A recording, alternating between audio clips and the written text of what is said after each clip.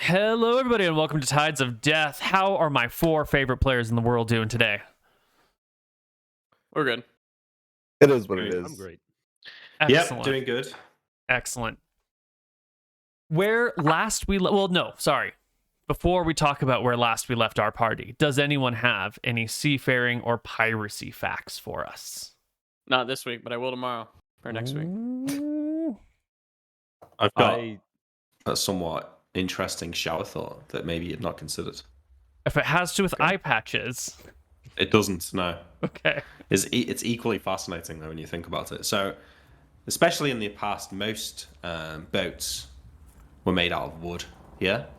But almost universally, all wood comes from trees, and trees only grows on land. It's just quite funny that something that grows on land would make up all the boats. Yeah. Very good, Nick. Yeah, It no, is that's fascinating that boats are not made of kelp. Yeah, Yeah. exactly. You'd think to be made out of turtles or something. I don't know. Yeah. But Yeah, I mean, I'll give you 0.5% for that. It's a mildly interesting shower thought regarding the ocean. thank you. I'm Yeah. taking it. You absolutely better believe it. Yeah. A That was minor pretty legit. fact about peg legs is that it was actually more likely for soldiers to have peg legs than sailors because they were just on their way home on the boat after being at war. And that's where that association comes from. Just seeing a bunch of soldiers coming home from war on the boat with peg legs. Yeah, look at that. Ah. Look at that. There you go. Not quite, trees don't grow in the sea. It's not quite. But it's, Yeah, I just don't know if Gotta I can take what you trust can you on get. this one. Go ahead and take 0.5% as well. I feel suspicious You can about look- this you know pirate what? fact. Google peg leg right now. Double or nothing if I'm wrong. Oh Yeah. shit. Egg leg. Mm-hmm.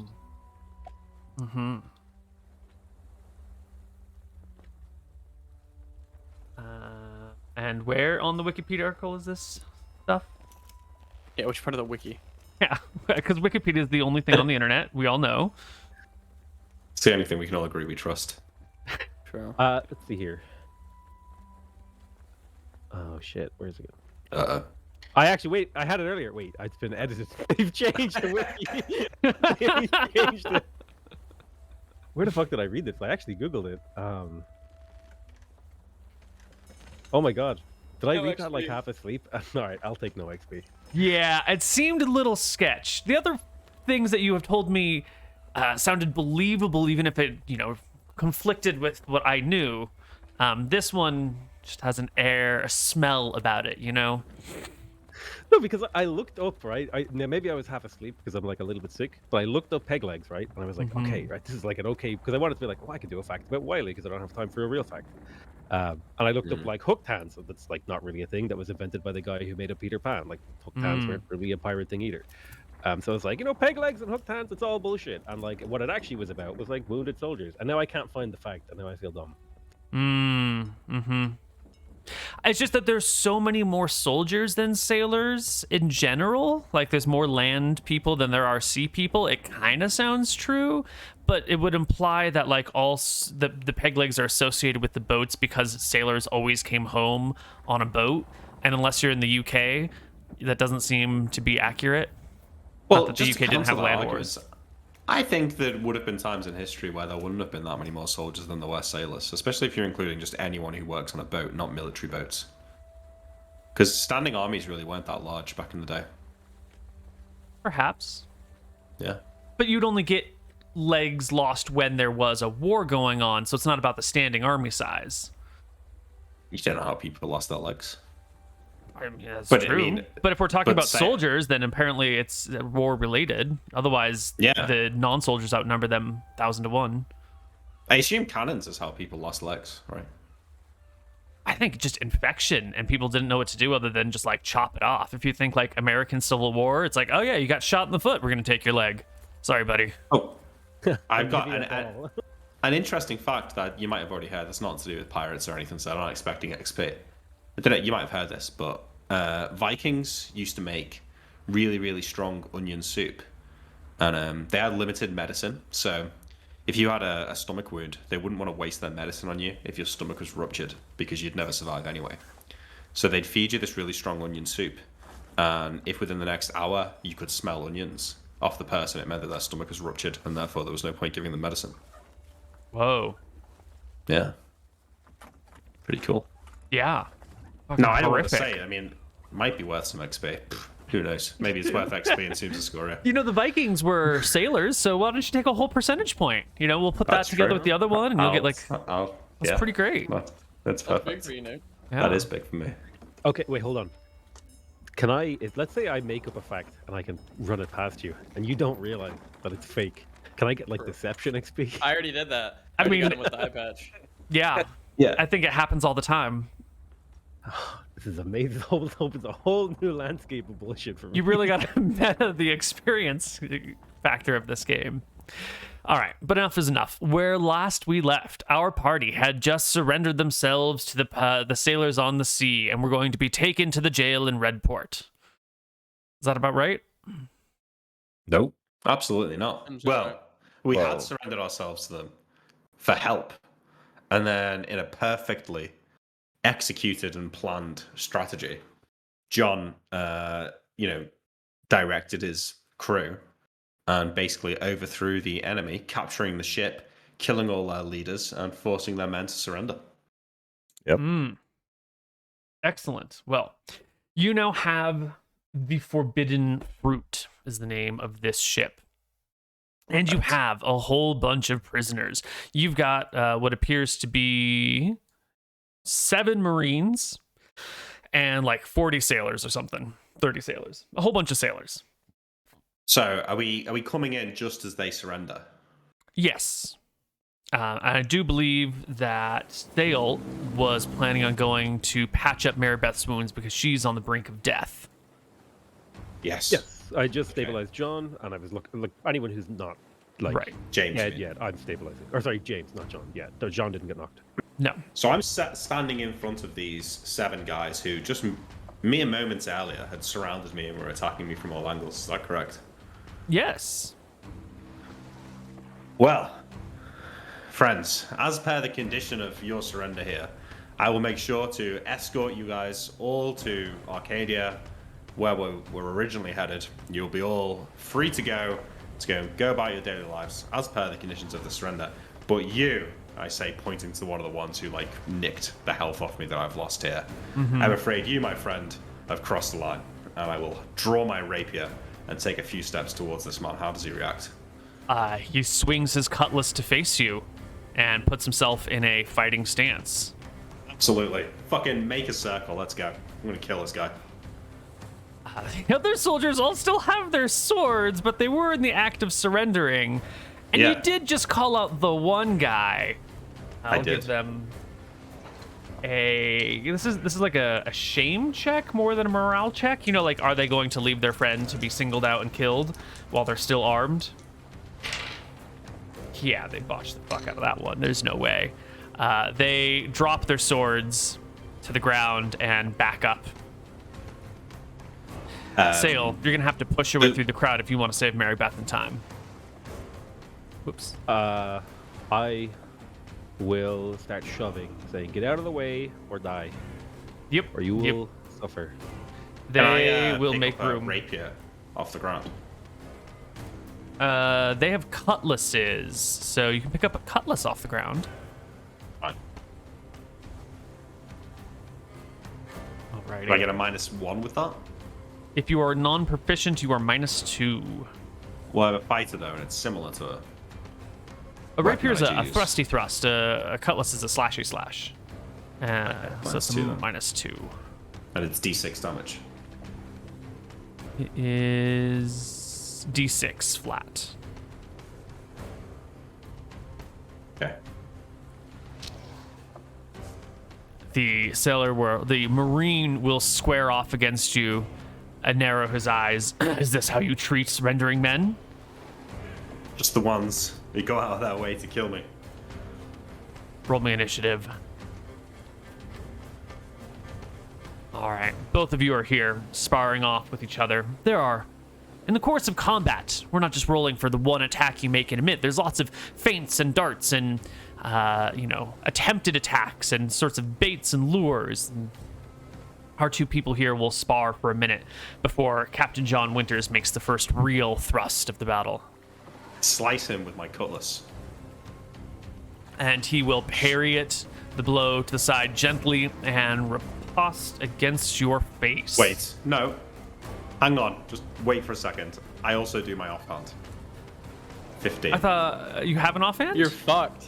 I had a dagger, and I picked up a cutlass. So now Okay. I've got an offhand. So, that hits, right? 15? Yeah. Yeah, that hits. Okay, for 4 damage. And then, after I strike him, and he comes back with his cutlass, I raise my offhand up to block the attack. And I do block the attack. Yeah, it's so badass! Oh my god, this guy's fucked. You slash with the sword, he tries to block it and then lean into you, but your dagger's there waiting for him, and he leans right into the dagger as his blow comes across your face, and you toss it over your head and to the side, and he ends up like stumbling towards this side of the deck. You clear some space, and he's able to catch himself and turn around, now with a huge wound on his left side as he stumbles Wait, I back don't- and forth. A lower natural roll than the attacker's block. Okay, Yeah. Yeah, Archie Okay. will cheer for the captain. I'm right. I'll jeer for the captain and call out 5 gold on the captain to lose. No one will take your bet. 18, that's a hit with the offhand for another 4. Yep. What is this? Explain it to me, because he's just recovered over near the railing. What does it look like?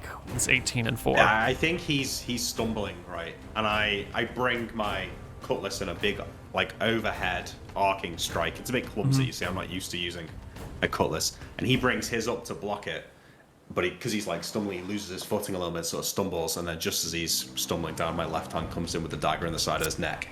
Blood spurts out the side of his neck, and then I will like push him over the edge of the boat into the sea. And then I'll he throw the floats cutlass away. on the ground and sheath my dagger. Right. At least that's that was. Okay. The rest of you, you're free to tend to your wounds and get back to whatever you were doing. I will have no mercy for anyone who I find plotting against me whilst we're on this ship. You have my word that all of you, if you make it to Arcadia, shall be released safely, with no harm from me or my men. Or you can work for us. All that, if you wish to stay, if you want to stay with us, then come and have a chat with me in the captain's quarters before we make land. And I will part my way through these people here, clutching the keys that I've picked up off the dead captain, and make my way into the captain's quarters. No one will follow you. The two of you. Yeah, Give you okay. a pat on the back and congratulations, Captain. You finally got your own quarters. I know. Look at this. It's amazing. I'm sure there's got to be some rum in here somewhere. I start like opening drawers looking for rum. Let's see. 14 on the die. You do find 3 bottles, 2 of rum, well, 1.5 of rum, and 1 of whiskey. There any locked boxes or anything in here? Oh, are there locked boxes on this ship? Yes, there's a foot locker at the end of the captain's bed that's locked up, and then the actual desk has all sorts of like has a drawer that is locked on it as well. I'll let the captain try them. Yeah, I mean, does she have like 1 key, or has she got like a ring of keys? It's a ring, yeah. Oh, you have the keys. Okay. Yeah, Yeah, you have the so keys. first You off, can open I all will- these. Yeah, I'll just pour us a drink. I'll kick back in her chair, feet on the desk. To a successful mission, Milram. I'll give you a cheers. Yeah. And to our eternal souls, huh? Indeed, of course. I was right. And I'll give About you- what? Well, you remember the god? He's a dragon. Oh, He's not actual. Yeah. are you saying that because Sail We're out can't here and use he his doesn't have any magic? powers. Yeah. That is suspicious, I suppose. I don't know enough about it to make a call, but I guess it doesn't make. I've never seen another cleric lose their powers like that. No one will take a swig. Well, the more you know. Back And, on the top yeah. deck of the ship, there are these 6 Marines, and they still all have their cutlasses. And there's the sailors who are in the masts and in the other area and that are, standing about. And then there's the sailors who have been woken up by the commotion who are downstairs through this grate, either looking up or have, come up and are looking out some of the doors to what's happening on the deck. with Saol and Archie now, and I guess you could have brought Mary Beth and James, to a safe spot out of the way. And Saol and Archie, you've been left on the deck with the people who are still reeling from the shock of what has happened and trying to sort out what the fuck is going on. Do they maintain their current course? Do they trim the sails and wait here in the water? What do we do with the Marines? Do they get to keep their weapons? Everyone is in a bit of confusion.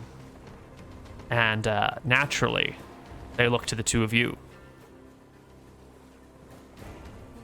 Well, gentlemen and ladies, it seems like there's been a small power shift on this boat. I know that can always be a little bit confusing, but luckily, our first in command, Saol here, is going to be able to tell you exactly what to do. Everyone turns and looks at Saol. I will turn to Archie and say, as my esteemed associate here, Archie had said, I, in fact, will definitely be able to tell you guys what to do. In the meantime, I would like my two comrades here, and I'll indicate the guys who've been knocked out, to be brought to your infirmary, or a makeshift infirmary to be made, where they can be kept safe to recover. And anybody who is wounded, I will assist attending their wounds if they so desire. But in terms of whether or not and where we're going, or whether you get to keep your weapons, you're probably going to have to talk to the captain about that. Speaking of, and I'll quickly dash towards the captain's quarters. Saol rabbles off a whole bunch of instructions to the people assembled, and then heads to the captain's quarters. And the Marines are like, I think he said we should keep our weapons until the captain says otherwise, right? I don't know. He said talk to the captain. The captain didn't say anything. They just start to sheathe them, and the Marines will go inside inside the room that used to be the officers' mess, observing the dead bodies and carnage, and talk amongst themselves. Over here, Archie, there's some sailors left, and they come onto the deck and look around at you. One of them will approach and say, did I hear that right? Is the captain dead?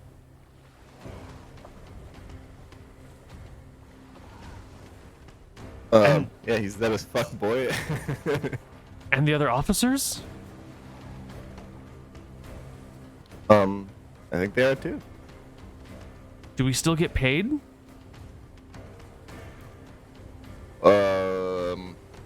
I mean, maybe? You're gonna have to talk to Captain Winters about that. All right. The sailors head back to the other sailors. Those that were doing the jobs do as Saol says, and I think very shortly the whole crew gathers in the new captain's quarters. For now, this very back section is sort of like an office with a little desk. There is a bed over in this corner. Nice. Like a wardrobe over here, a small sitting table with some chairs for some guests in the middle.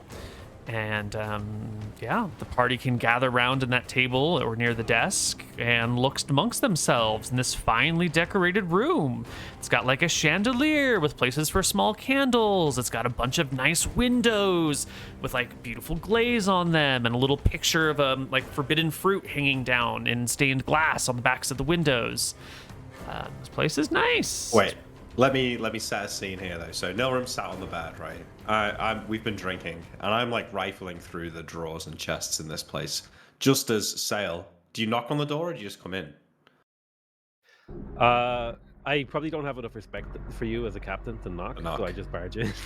Okay, so my head flips as I open this one drawer in the chest of drawers. Ah, Saol, thanks for knocking. And I turn my head back to the chest of drawers, and just so happens to be the late captain's undergarments. And I say, Saol, look, there's something here for you. And I throw a pair of her underwear at him. I'll catch them and then drop them to the floor. Ungrateful. Captain, you're gross. Come on, have a drink. Is Archie out there? Yeah, Archie's out there. I think the crew needs instruction. they're asking a lot of questions that I don't have answers for. They're like, they want to know where we're going. Are they being paid? Someone asked about like, is the poop deck changed? I don't know what's going on. People got questions. Okay, I get it. Well, we're going to Arcadia. What's the name of that town again, Neil? Not Redport. Redport. No, not Weatherlight. Redport. Weatherlight. We're heading off to Redport, dropping some people off there. Then we're heading to Weatherlight. So if they want to carry on to Weatherlight, they can, or they can leave at Redport. That's fine. Anything else? Can we have the Arcadia map up? Yeah. At this moment, Archie steps on in. Archie, Screams. take a drink. I'm pouring a bottle out for us. When Archie walks in, I'll like grab another bottle and like throw him the whole bottle. I'm afraid to talk because I feel like it's gonna blow everything out. I'm sorry. Just you just talk quietly, with a Well, let me just get a headset mic real quick. I'll be back in 2 seconds. Okay, so he drinks the rum that I throw. My drink, Captain. No. Yeah, no, I poured you a drink. The three of us have drinks in glasses, but Archie You've already drinks drank the two. bottle. No wonder I can't tell. No, I will say, pull a big map out, throw it on the desk.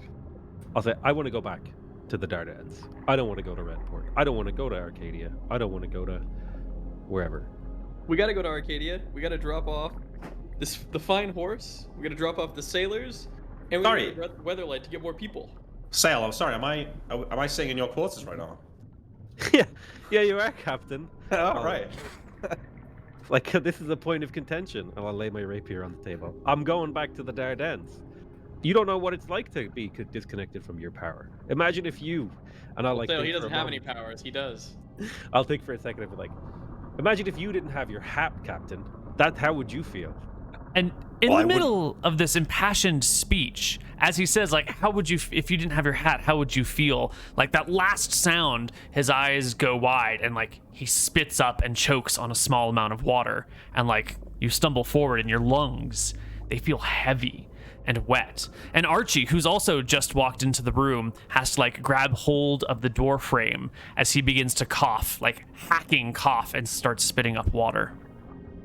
Hey, what the fuck is wrong with you two? Archie, I don't know. you wounded? I don't feel right. More water. I think I'm feeling okay. I'm confused. Sail, we had an agreement. We were going to Arcadia to pick up new crew for this ship. And there's that giant white horse down there. We need to sell that to the king there. Captain, I don't care if you make the horse your wife. We're going back to the Dardanelles. Your Captain, we might have lungs to feel heavy, Sail and Archie, like wet. No, and as you move, tell them to turn the ship around. you can Head back feel towards them moving in your body. Yeah. You His tell everyone lungs. to turn the ship around, Nilram. Capture that. Yeah, head towards the Dardanelles, and then as they're doing that, no one will come back in. Wait, so you just go out and tell them to do it during the middle of the conversation, yeah? Yeah, because our friends are like starting to choke. Yeah. And you know that that's what this is. I think Nilram is guesstimating it. Okay. Yeah. As I'm like choking through my stuff, I'll be like, Captain, I haven't been feeling right since we got here, since we left the islands of the Dardanelles. We spoke before about compulsion and oaths and the oath We bound. did. And I swore an oath to always oppose the White Prince. And selling a white fucking stallion to some lord in Arcadia does not oppose the White Prince. And then I will theatrically collapse. What are we going to do with this fucking horse back at home? There's nowhere to ride. We Captain. live on a tiny fucking island. Let's just send those two. I don't know what the fuck's up with Archie. Let's send them back on our ship with the ghostly rowers. They can man it with 4 people, You're right, and we'll go. and we'll go, and we'll get the crew. We'll drop off the horse. We'll get the money, and we'll just meet them back here. We have 2 ships. Okay. Why is the ship turning red? Well, Noram, what did you just do? I went and turned the ship around because their lungs were getting fucked. I assume it's something to do with the drowned one. Okay, well, your second idea is much better, so go and have them turn it back around the right way. And go and sail, Archie. Go and get our ship ready. You guys can sail back. We said we'd take these men to Arcadia. We've got stuff to do there. We won't get in any trouble. Norm and I can handle it. Just, you can take the drums, you can get back nice and safe. We'll meet you there. I'll go outside and look for the navigator of the ship. Yeah, you find them. They'd stare at you a little bit afraid. Put my hand out. Sir? They shake my hand. Yeah. They shake it. Grab a piece of their hair, put it in a little bottle. I explain to them what's going on. I'm a wizard. I'm the greatest wizard alive, and I need them to navigate 2 of my crew to be the navigator on our ship back to our safe house. If they don't do it, then I'm going to get them. But if they do it, then they can join our crew, and everything will be fine. Sir, where's the safe house? It's in the Dardanelles. I assume you can get there? Yes, sir. Where in the Dardanelles? I'll let you figure that out with my other 2 crewmates. We're not going to discuss it on this ship. Sir. Yes. And they will head over in the direction of the front of the ship, where they're going to go sorting through charts and maps to see what they have of the Dardanelles that they can take, so that they don't, get impaled upon any rocks or lost shoals and can find their way around. You guys aren't going to be able to get into the base with the ship. Correct. No, you're going to have to go with them. Which means captain's No, alone on thanks the for a stolen moment. ship. Which means I have to get a crew or I won't be able to get back. But that shouldn't be a problem. Is there not another... Oh, Captain, they can just go stay with the mountain people. We need to deliver all of the weapons anyways. On Sulphur Island. They can just go stay there for a few days. Won't take too Archie, long. Sail, is that alright with you? Yeah, I'm okay. I'm okay with it, Captain. I'm okay with it, Captain. Alright. You and I should stick together, Captain. No, I don't like the idea of going alone. I don't like really going anywhere without Archie, I'll be honest. It's I can come. It's totally it's just No, a no, cough, no. Captain. No. You should go back, but Archie, you need to look after yourself. I wouldn't last 6 months if you were to die. And guarantee that. No one would probably fucking kill me in my sleep. It's probably true, yeah. Yeah, that probably is true. All right. Sail, you need to pick probably one other person on the ship that you find somewhat trustworthy. I'm sure your wisdom can help you with that. It's going to be you, Archie, the navigator, and then you just need The one other one. guy? The other 2 wake up. The guy who made a pass at me. Oh, yeah. Yes. His name...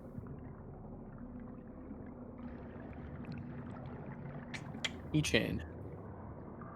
His name is Euclid. And he knows all the right angles.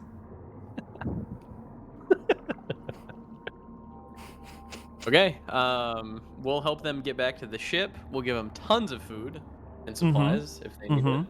I'm gonna load up most of the arms on this ship with the captain's cool, and give it to the people of Sulphur Island. Okay. Yeah, I mean, should we have some armed men? No, that's probably fine. Probably better to have like 2 or 3 than the whole fucking ship. Yeah. Well, who's our medic? It's Nilrim, right? Or is it Sail? No one can do an int check. Because we're probably going to have to keep James and Mary Beth here. Why can't they take them? I don't know. Will they be like, will they be okay on that boat? I guess it is big enough, isn't it? It's a huge boat, yeah. Yeah, okay. Okay. Mary Beth was the level 6 person, so make sure No, Sail. Mary Beth was the level 2 person, or the 0th level person following Sail. The fighter. Oh. Is the 6th level fighter dead, Neal, or was she on 0? Nobody saved her. No She one was on saved 0 her. actually, though. I think someone was on 0. I think she was on 0. Yeah, Let me I believe. take a look at the battle map. Let's see. 0 out of... well, they're all at 0 out of 33 or whatever. You want to roll a dice? It doesn't really matter, I guess. Yeah. I'm almost certain that she was on 0. That sounds really familiar. I seem to recall you barely bringing her down. It was like a really low damage roll with a dagger or something. Yeah, okay. That sounds fair then. She's at 0. Okay. Well, she can go with you guys. Give her good care because a level 6 fight is hard to come by. You know. Well, she just wakes up and murks us, dude. I should be on 1 HP. She won't be able to do that. Okay. I'll actually kill her if it comes to that. It's true. Fuck her Oh. I'll call like a semi-in-character meeting. Assuming that my lungs function enough for me to say these things. The ship is still headed back towards the Dardanelles, or did you return it back to Arcadia? Captain wants me to return it back, but it's still. I guess we'll drop haven't. we'll drop anchor and wait for Probably drop anchor. Sail and Archie to get on their way. Their lungs do not worsen, but they stay like uncomfortable, like painful as you move. Your lungs have like inertia inside your body and start like squishing your organs in different directions. Every breath you take has to like be pulled against this air. You're a little bit lightheaded, coughing up water constantly. It's very uncomfortable. I think we should formalize how we behave more in terms of we've been very what's the word I'm looking for? Hodgepodge Hodgepodge or mishmash, or what's the word when you kind of like scramble things together real Hodgepodge. quick? We should have like a set plan that we do every time we go out. Like for example, Mary Beth and James, we didn't give them armor. We didn't give them our protection spells. That's the fundamental unprepared mistake that we should avoid in future in any other encounters. And also, I'm pretty sure we let good soldiers who maybe we could have ransomed or used die. We should, after a battle, make sure that we pick people back up. I think we should come up with like a couple of things each, maybe that we should do for each battle or each encounter that we come into to be ready for. Now that we're getting a lot more, now we're getting a lot more crew and a lot more responsibility. I think, we could take risks with our lives, but Are you gonna be willing to create me as much leather I need then? Less leather I need than Sail? Yeah, to keep sure. armor out? That should not be a problem. As long as we have enough time to make it. Okay. When we get back to base and we stay there for like a week or two, Make a just bunch. make me like 20. Yeah. Yep. All right. Okay, so I will pick up my rapier back from the boat before they leave. And we'll whisper to Sail. Okay. The place you are taking this boat back to is going to be Sulphur Island. Okay. You get it? I just need you to remember the name. I remember. Okay. It's good. We live at Flotsam Island, but don't tell the navigator. We don't trust him yet. Oh, I understand. I 100% get you. Gotcha. And do not take the passage through the middle of the island. Unless you're super confident with the navigator. Because it's a very hard thing to do, and only someone as brilliant as me can do it. You mean up the river, right? Up the river, yeah. Right. Yep. 100%. Now, We'll if you find want, you somewhere safe. can park the boat and then take the skiff up the river, probably. But yeah, Yep, that's not a problem. I can do that for sure. I'll miss you, and I'll give you like a handshake and shit. I am absolutely shocked at the show of intimacy from Norum, and I'll take his hand. Okay. The other And ship I pulled think out of we its put 'em on bottle? there- Mm-hmm. It was never on the bottle. It was being towed. Oh, right. It was being towed. The towed ship gets brought up alongside. You can put everyone down. You can haul the wounded master at arms, along with a navigator and one extra sailor. Right? Yep. Okay. Euclid. Euclid. And I whisper to the navigator, take him to Sulphur Island. And I do like this with a little bottle of hair. I'm assuming you know what this is, yes? There's a surefire rapid head nod. I learned it from the wizards in, he thinks to himself, Sandashar. And he'll let him go. All right. And off they go, sailing away into the night, leaving you behind. Archie picking up the phantom drums and ghostly rowers appearing. Once again, we have the moment of the two sailors who are conscious with you freaking the fuck out as ghosts appear out of nowhere. but it's okay. We don't have to dig into it each and every time. No, we'll call a meeting, Mm-hmm. and he'll advise the captain that he should probably let Hang all the on. sailors. When you say call a meeting, you just mean come and talk to me? Because it's just me and you now. Well, he's gonna call a meeting with like the whole ship. I think he wants. He's gonna talk to you first, and he'll have you call the meeting. I guess. I'll call a meeting, thank you. Yeah. Captain, you should That is a good idea. I'll call a meeting. True. you should inform all of these people too that they're gonna be still getting their payments. They're welcome to come work for us, but if they'd like to leave, that is fine as well. Well, first off, Neal, do I find a chest full of gold in the captain's quarters? You will find a chest, 2 chests that have wealth in them. One of them is got about 10,000 silver. It's a small chest, and it's about a quarter full with silver, which is about 10,000 here. The reason it's only a quarter full is if you were to put any more weight in it, it would be too heavy to fucking lift. The amount of money a chest can hold is directly proportional to like the amount of weight that someone can carry. So one chest really can only carry 200 pounds of silver before it's like you'd need 3 people to haul it. And you find a smaller, not so much a chest, but a collection of bags in that locked drawer that you find 10 bags of 50 GP each. No, I'm just gonna go through the notes. I'm sure there's like a captain's log explaining on how much each person's getting paid. Yep. How much is it? They're making sort of like $2. regular sailors' wages. They should all get paid when they get to deport. Flipping through all the pages and everything, it looks like there's about 300 gold that needs to be doled out by the time everyone gets to port for all services paid and rendered. And there's also notes like, plus we're gonna have this much money in docking fees and in like hiring people to help unload the ship fees and blah blah blah blah blah. The whole thing, the whole like projected expenses is 300 gold. Should we give him a bonus, Captain, or no? Yes. Call them in. No, I'm going to get them all, or go and get one of the Great idea, people Captain. here to gather them. Thank you. I'll do that. And we'll go out there, and he'll. There's probably not a first mate. He'll suss someone out. Who's looking like the leader right now of everybody on the front desk or deck? Oh. Okay. The person that everyone in the crew is looking to for orders.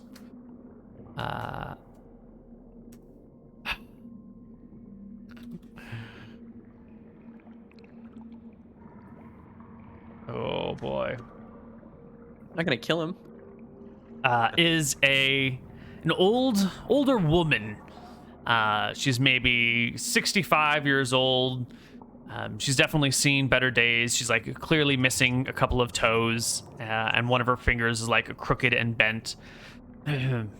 She is one of the, I guess you would call her like an NCO. She's an officer, a ship's officer in charge of like a small section of people, in charge of the middle mast and the crew that tends to the middle mast.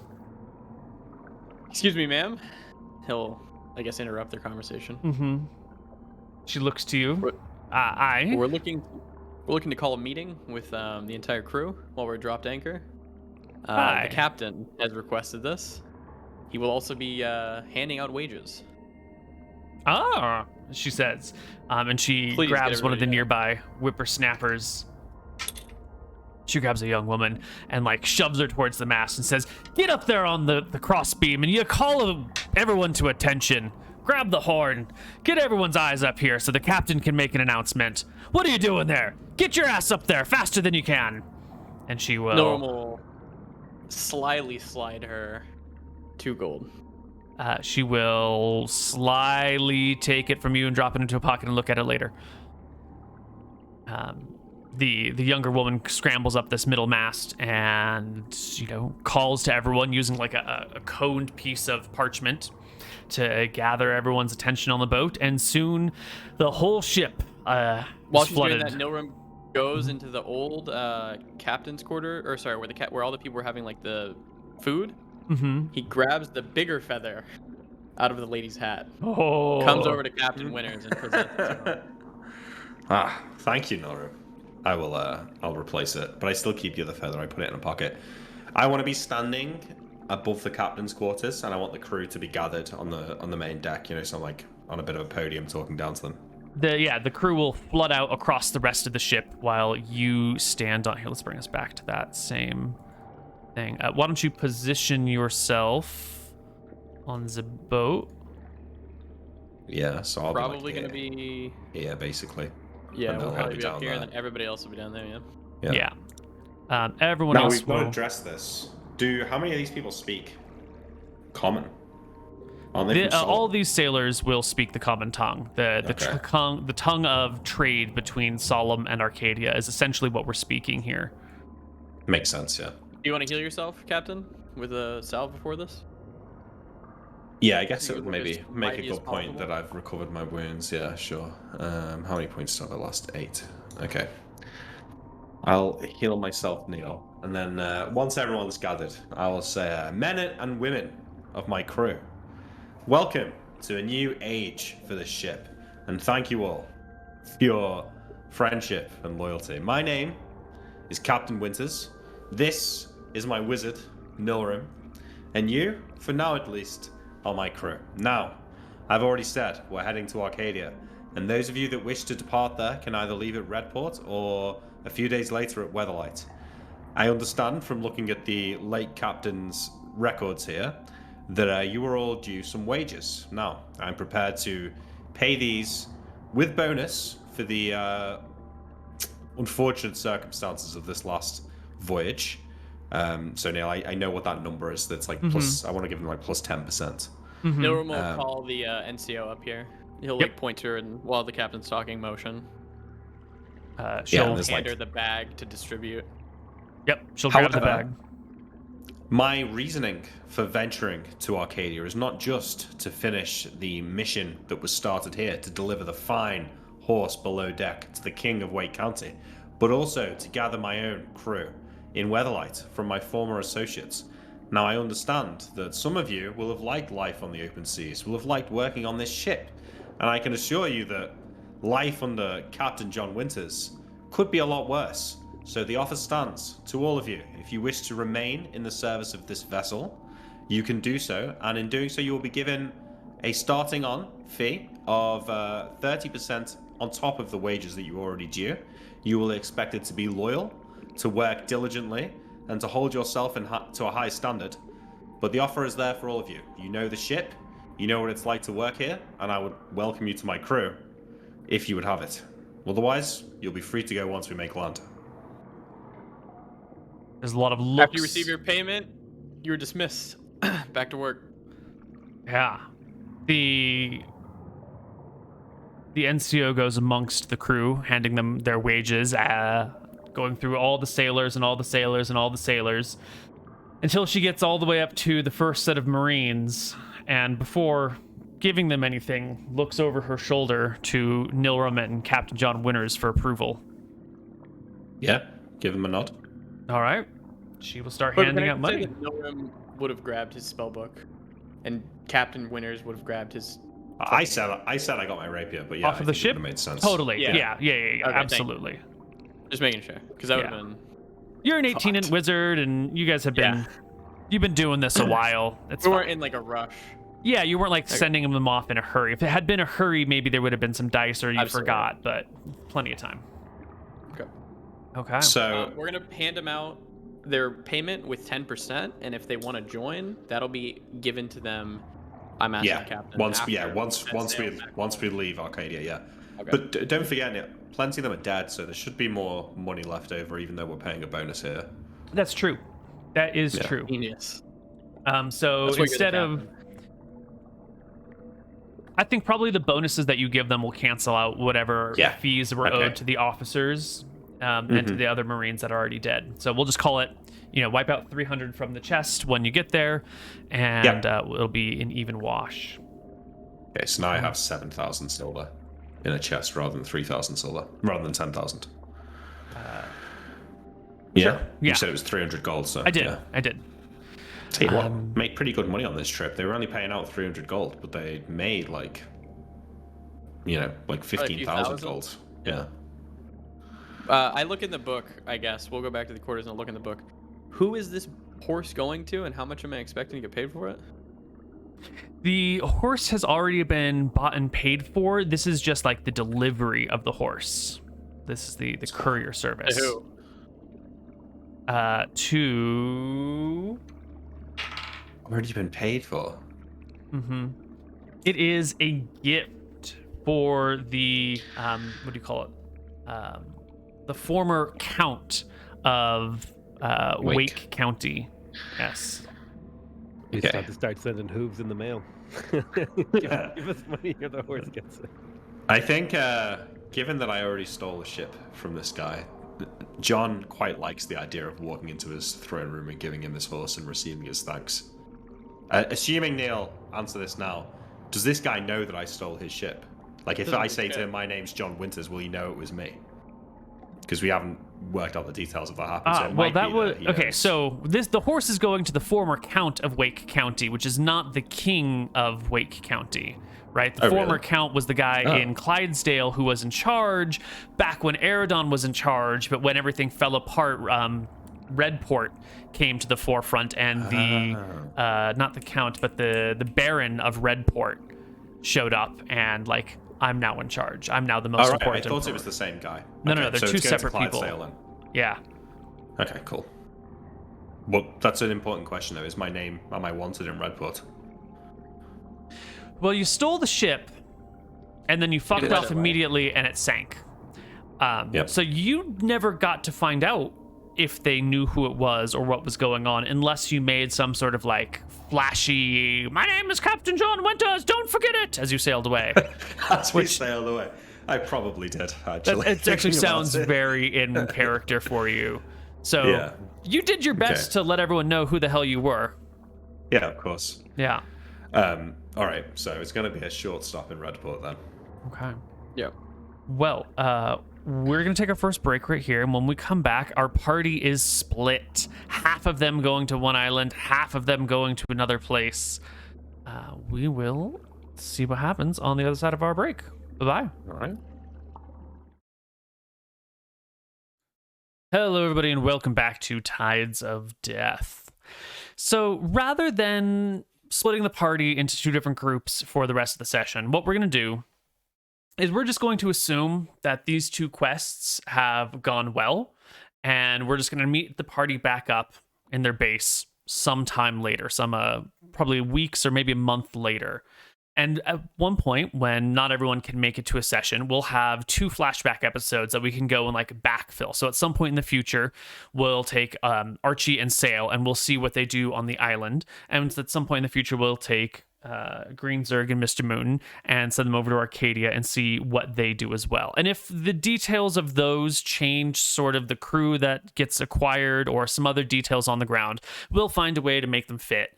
But in the meantime, to keep everyone together and to keep the flow of the game going nicely, we're just going to bring everybody together back at the base in, let's call it a month, just to make sure that there's time for everyone to do everything. Maybe you've even been here a little while, resting together on the base with your new crew. So, We've been here a while. Am I able to get experience and yeah. maybe level? Yeah, let's do some XP and some leveling. And while I finish up the calculations on that, how do you introduce your new people to your old people or your new people to your island? You've assumably got, a crew who is willing and wanting to be here. A full-fledged pirate crew of 36 additional sailors, including some junior officers or some non-commissioned officers, people who know how to, work all the things. Your ship hasn't been retrofitted to make it ore accessible, and it would mean changing a lot of things on it. But, that's neither here nor there. What is it like when you introduce everyone together? Well, let me just give a quick speech to the new guys as we're approaching Flotsam Island. I'll say, well, welcome to the Dardanelles and to your new home. Some of you are from Solemn, some of you from Arcadia. Maybe some of you have been here before, but life in the Dardanelles is very different from life on either of the major continents. This place is ruled by a man named the White Prince. He is ruthless and will accept no dissent. and he will hunt us to the very ends of the oceans and see us hanged for our crimes. All of you now are in this with us, and as long as you follow orders and stick to me, your head will remain firmly affixed to your shoulders. But I'm telling you this because where we will be staying is a closely guarded secret. And the only reason you are all being brought there is because I know I can trust you. And if for any reason that trust fails, you'll understand that I can't risk letting you leave with bad blood. And I wait poignantly for a moment and look across the crew assembled here. Norm will whisper to you. Remind them of the branding that they agreed to, joining the Crimson Fist. Well, now that we're here, there are some steps that must be taken. First, I'll show you to your rooms. You can get acquainted to your new home, and we'll stay here for at least a week before we set sail again. Whilst we are there for that week, there are some things that must be done. You must be marked as part of our crew, and you must complete a ritual to confirm your loyalty to us and against the White Prince. I assume there'll be no issues with that. I've spoke to some of you about it before we got here. There are sober faces bobbing bobbing at you together, and a few muttered grunts of "Aye, aye, Captain." Good. That's what I like to see. Now, all of this doesn't come without some rewards. There's some added danger, there's some added conditions, and so your wages will be superior to that of what you had before working on a normal ship. We can work out the details, but I want to make sure you all know what you're getting yourself in for before we make our way to the base. Down with the White Prince. Hopefully this goes better than the sacking of Redport, am I right, Captain, that we did?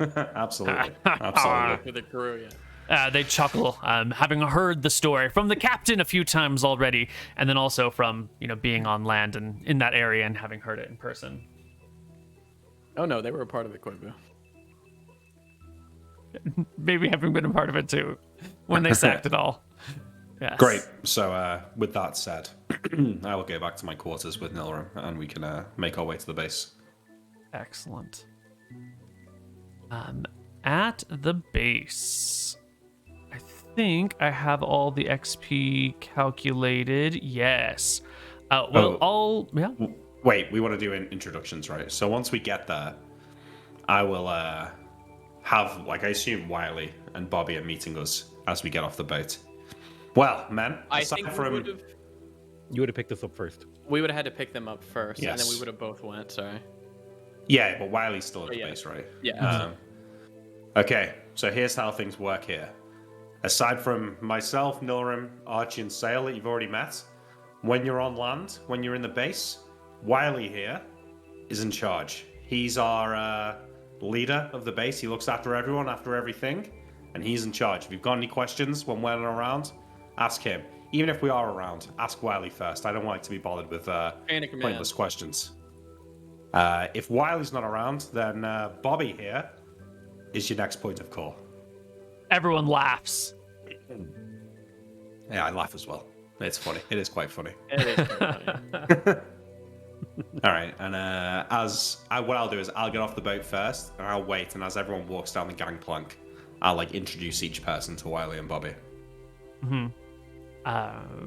Wiley will shake their hands with his stump, with his blade removed for a little while. Bobby will shake all of their hands and give them a mean look for laughing at him and kick him in the shins, a few of them as they walk by. Nice. And our party can be gathered together. Now for some experience. Will everyone please take home 4,875 experience points? And then if you have 10%, which is everybody except for one of the captain's classes, it's actually 5,362.5. 5362.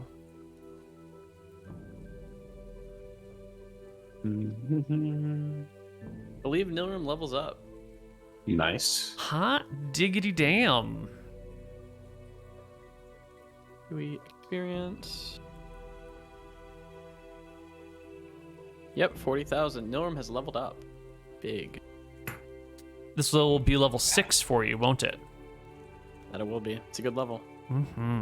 So I think we were doing on odd levels, you pick a spell. On even levels, Yep. I pick 2 spells, right? That's right, because I just got my... No, I think it was 3 spells. Pretty sure. Because I just got my Nilrim ship in the bottle. It might have been 2 Okay. now. Yeah. Does he still have to roll? No. These Okay. are Maybe it's... these are the spells that you get just for leveling up, and I randomize them. They're not like picking. Yeah, so he's getting 1.5 spells a level. That seems pretty low. So maybe it should be 3. Yeah, 3. Yeah, I think I'm it is double 3, checking yeah. my notes, but I think it is 3. Yeah. I rolled d6 For HP. for HP. Let me give the chat the window. Go for it. You could do with a 6 here, come on. Okay, d6 plus 1. Nice. Ooh, Someone not take that. bad. We take those. Yeah. 19. Yeah, that's like an extra D6 you can eat. Yeah.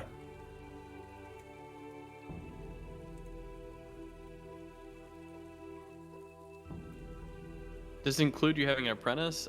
Maybe. We'll see when we probably redo it. Or we do it for real. I remember when I had 19 health 5 levels ago. 5 give me the good levels ones. ago. Yeah, actually.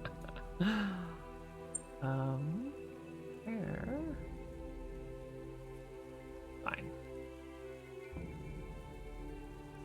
Do I have any extra It- spells now? Can you tell me my spells now, Nick? What do you mean? Oh, many how many slots? Yep, 2 Yeah. secs. Thank you. So you're level 6, right? It should be 5 at level 1, 3 at level 2, and 3 at level 3. 3 at 3rd level? Yeah, but Are one you of them has to be a... including the plus 1? Yes, yeah. So Oh, it's, okay. it's 4-2-2, but 5-3-3 4-2-2. for you. Got it.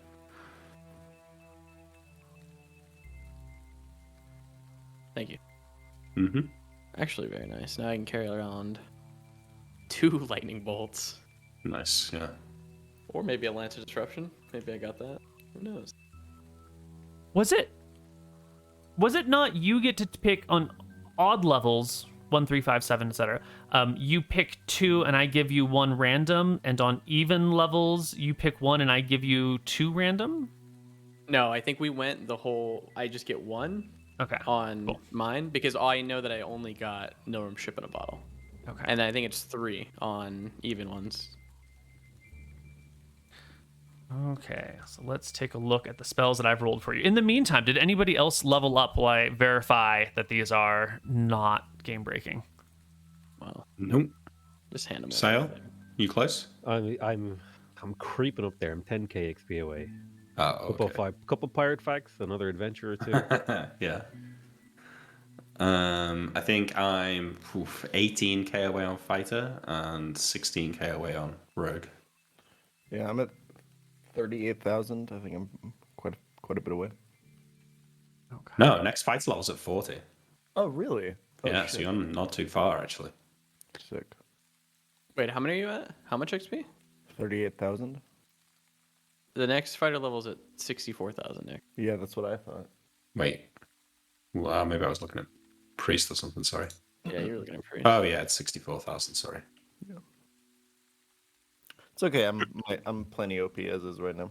Yeah, I you think are. that's when he becomes a grand weapon master or whatever it is, yeah? Mhm. Oh, Jesus Christ. All right, Nilrim. Give it to The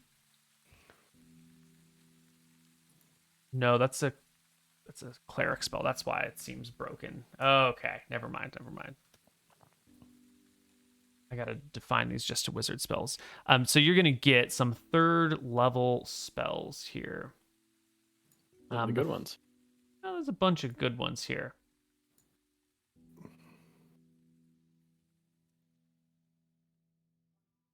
The first spell that you are gonna pick up is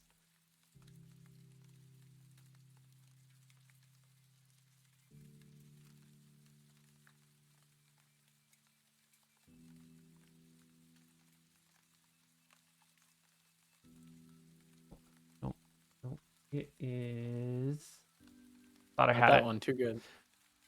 Well, some of these are just boring. Some of them you already have.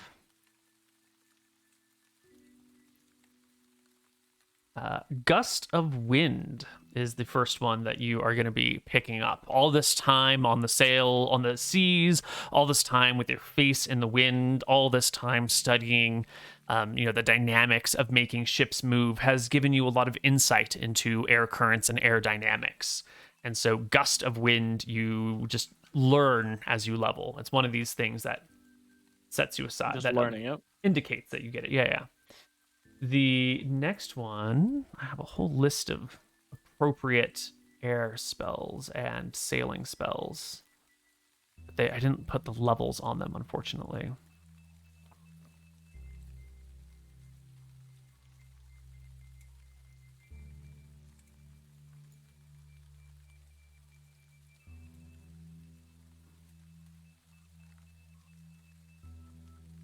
You were going to be working on your own specialized water breathing spell, right? That's Sail.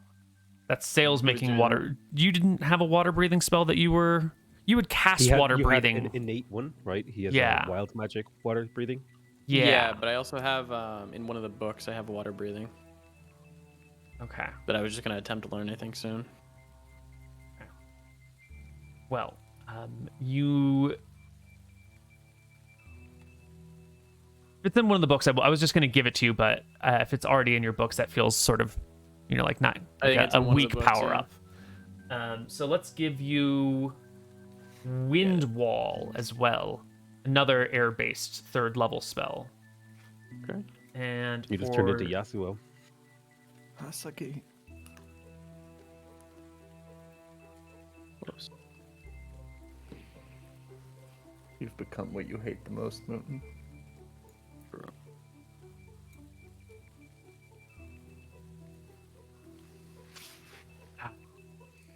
And last but not least, your shenanigans with locking the captain's door and then letting him through has given you a certain amount of insight in, it's one of those fun things that plays around in the back of your head. And Aldrich's Discriminating Door is a spell that you are able to learn. Nice. Permanent Nice. spell. That's a big one. Yes, it creates when you can enchant a door to sort of be wizard locked, but you get to pick the conditions or the people under which it would not be locked. So you could say any goblin that approaches the door can come through, or anyone wearing this ring that I have, or these specific people, or someone who says the following word. You can set a condition, otherwise it's wizard locked, and then whatever fills the condition, lets someone through that door. That How is very nice abstract. because I could do that on the captain's quarters door. I was gonna say how abstract. Letting can the you get it? captain through, of course. Yeah. Yeah. It's Only like the anyone true who says- leader of the group can go through this door. No. That's where we're feeling it then, It needs to be a non-subjective Okay. requirement, and Can it be something only people who haven't lied to me can go through that door? Can it be semi-abstract like that? no, because no. Let's see. It's quite specific.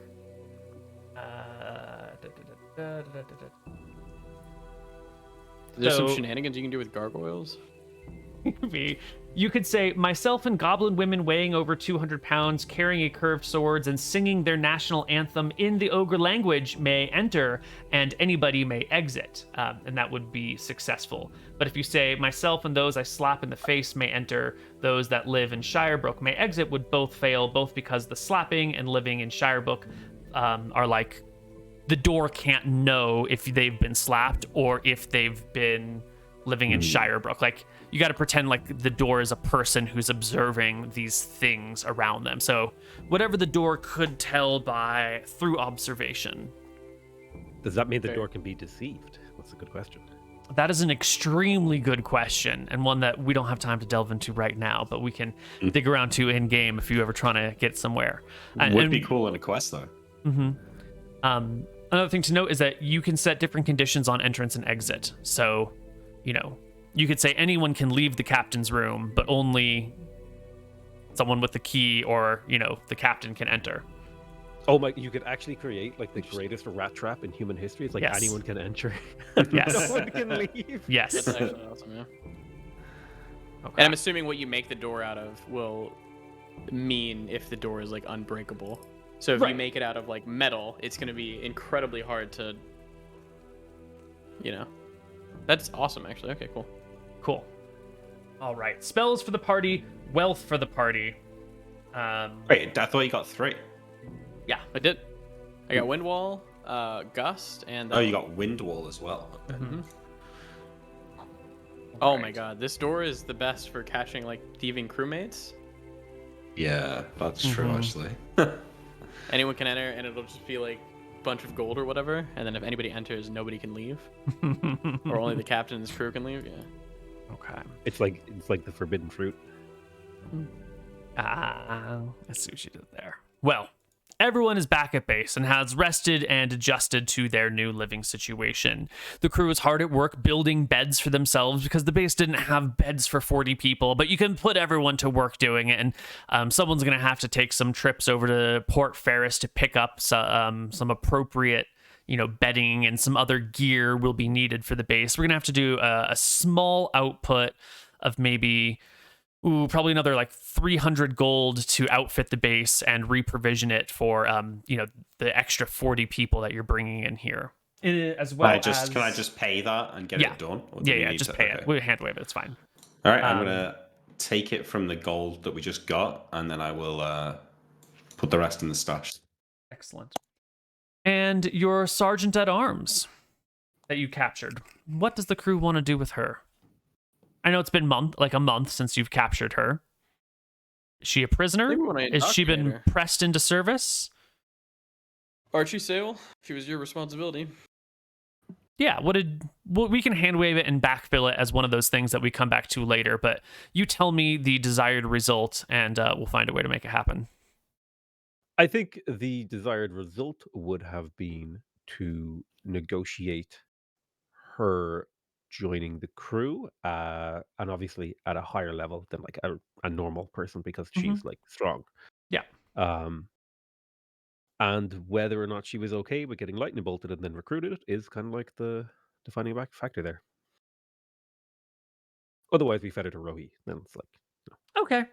Well, we will put her in a suspended state as either on the crew or off the crew until we get to that point, or until it absolutely needs to be known.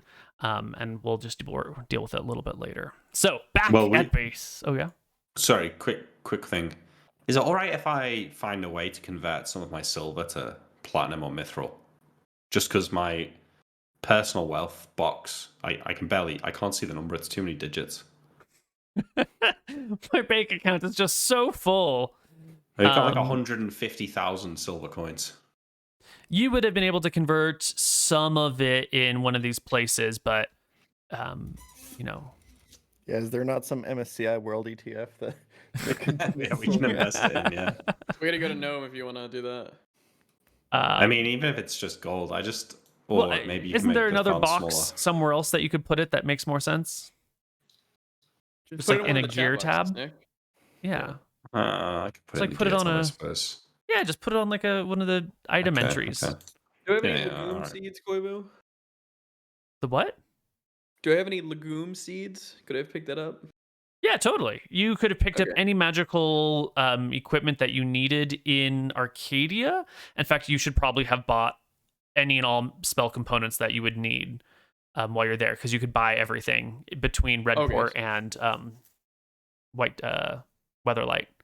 So you are cool if I just buy magic components? Yeah, I don't think there's anything on your spell. Is there anything crazy on your spell list that might be really hard to get? If I wanted a wind wall, which probably will not happen for a long time, I need an Mhm. exotic feather. A feather of exotic origin. Yeah, Was- you can get what that did in Redport. I've got no tons problem. of those. Okay, cool. I'm just gonna outfit my shit with a bunch of spell components, and if anything crazy comes up, I'll DM you about it. Yeah. Cool. All right, crew. All back together again here in your base. And we're going to kick it off one morning when Sail is taking a walk down by the beach. and you feel this like feel your attention drawn to the sea, and you can see like the waves coming in crashing down on this beach shore have like a pulsing ripple through them. There is something out there unmistakably calling your attention. You know who's there. I will walk towards the water's edge and observe. Yeah. There's like a darkness to the ocean. Like the top of it's that nice blue color, but the waves as they come up are like deep, dark blue. And you feel compelled to submerge yourself in them. Doing so. As I'm going in, yes. I'll say, I don't see why we can't just talk. It's gotta be like this every time. As you dunk your head beneath the waves, you get a flash of insight. You have been sort of impressed upon, rather than like speaking to you through weird signs or symbols or like spirals of dust for you to interpret. You more have like a conscious idea of what is being asked of you, along with some like quick visual flashes. The concept impressed into you is that the White Prince and the people must know that he cannot control or protect the Outer Rim. And you have like an image in your mind of a noble woman's head in a box being opened by the White Prince, and him like looking down to the head of this noble woman. And you recognize the face somewhat. She reminds you of someone in Port Ferris. And you have another image of another head, this one of like a wealthy man that's got like gold twisted through his mustache, being opened by the Inquisitor over in Port Prince. And you have a third quick flash of another fancy person's head being dangled from the prow of a ship as it like arrives in a port. Lastly, you have like flashbacks, flash forwards to Inquisitors hopping onto boats and leaving the Outer Rim, and to outposts of the White Prince being set aflame and raided. And again, the impression: the White Prince and the people out here must know that he cannot hold on any longer, that this area is beyond his grasp and his control, and that you must make it so. This one doesn't have a timeline attached to it. It's not like on Valentine's Day you got to kill this dude. It's more of, this is the future that shall be, and it is your duty to see that it comes. Yeah, it's like it's like a prophecy, but unlike, it's like, this is what's going to happen. It's like, this is what you're going to do.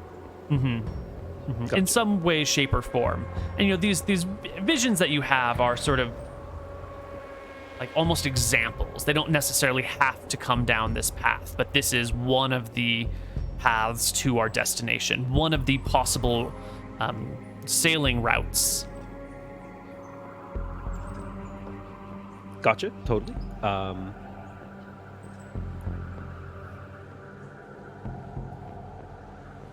And then you pull your head from the waves, clear your eyes, and the waters are, you know, sort of normal blue. The waves are calmly lapping on the shore. Some birds fly overhead. Some sand crabs fiddle around near your feet. Little pipers run in and out with the waves, catching bugs underneath the sand. I take this vision into my mind, and I'm kind of ruminating on it. And there is kind of like just a little, like, Saol feels like he's gotten quite a lot from this deal, right? He got his life back. He's still alive. He has made I have a really good friend in Archie, and an okay friend in like Captain Winters. Like, we're getting closer, and then like a kind of dangerous acquaintance in Nilrum. So he's kind of like, his like personal, what's the word for it? His like hierarchy of needs have been fulfilled by like this pact with Rohi. But now there's kind of like a question, like, this is like a big ask, and he's like wondering, is he getting enough in return for what he's being expected to do? But he he's just thinking about that for now, and then he makes his way back to the base to inform people. Quick price check, Koibu. We're buying in bulk in Redport. Okay, hear me out. We need 365 golden needles. And 365 strips of fine cloth. Strips of fine cloth, and I need a garment sewn with 100 more pockets. The garment you can get, you can pay minimum or you can pay more if you want it to look nice. The minimum cost is like, it's fine. But these are going to be your wizard robes for a long time, and I want it to look real nice. Yeah, what color are you going for? Yeah, I'm gonna go for. Let me just think a second. Maybe, it's a bit traditional wizardy, but like sort of a dark red cloth with then like lighter red, orange, and yellow highlights. Black robes, like black robes, like the like Lord of the Malachi. Rings guys. Yeah.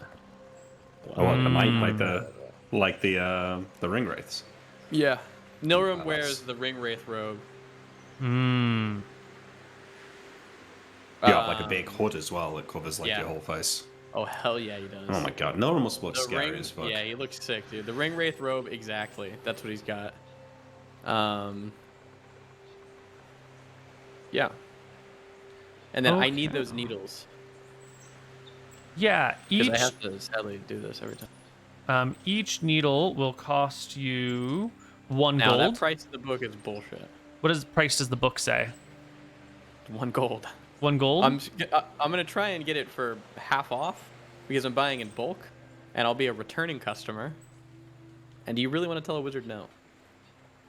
Well, wherever you're buying this from is like the wizarding merchandising store.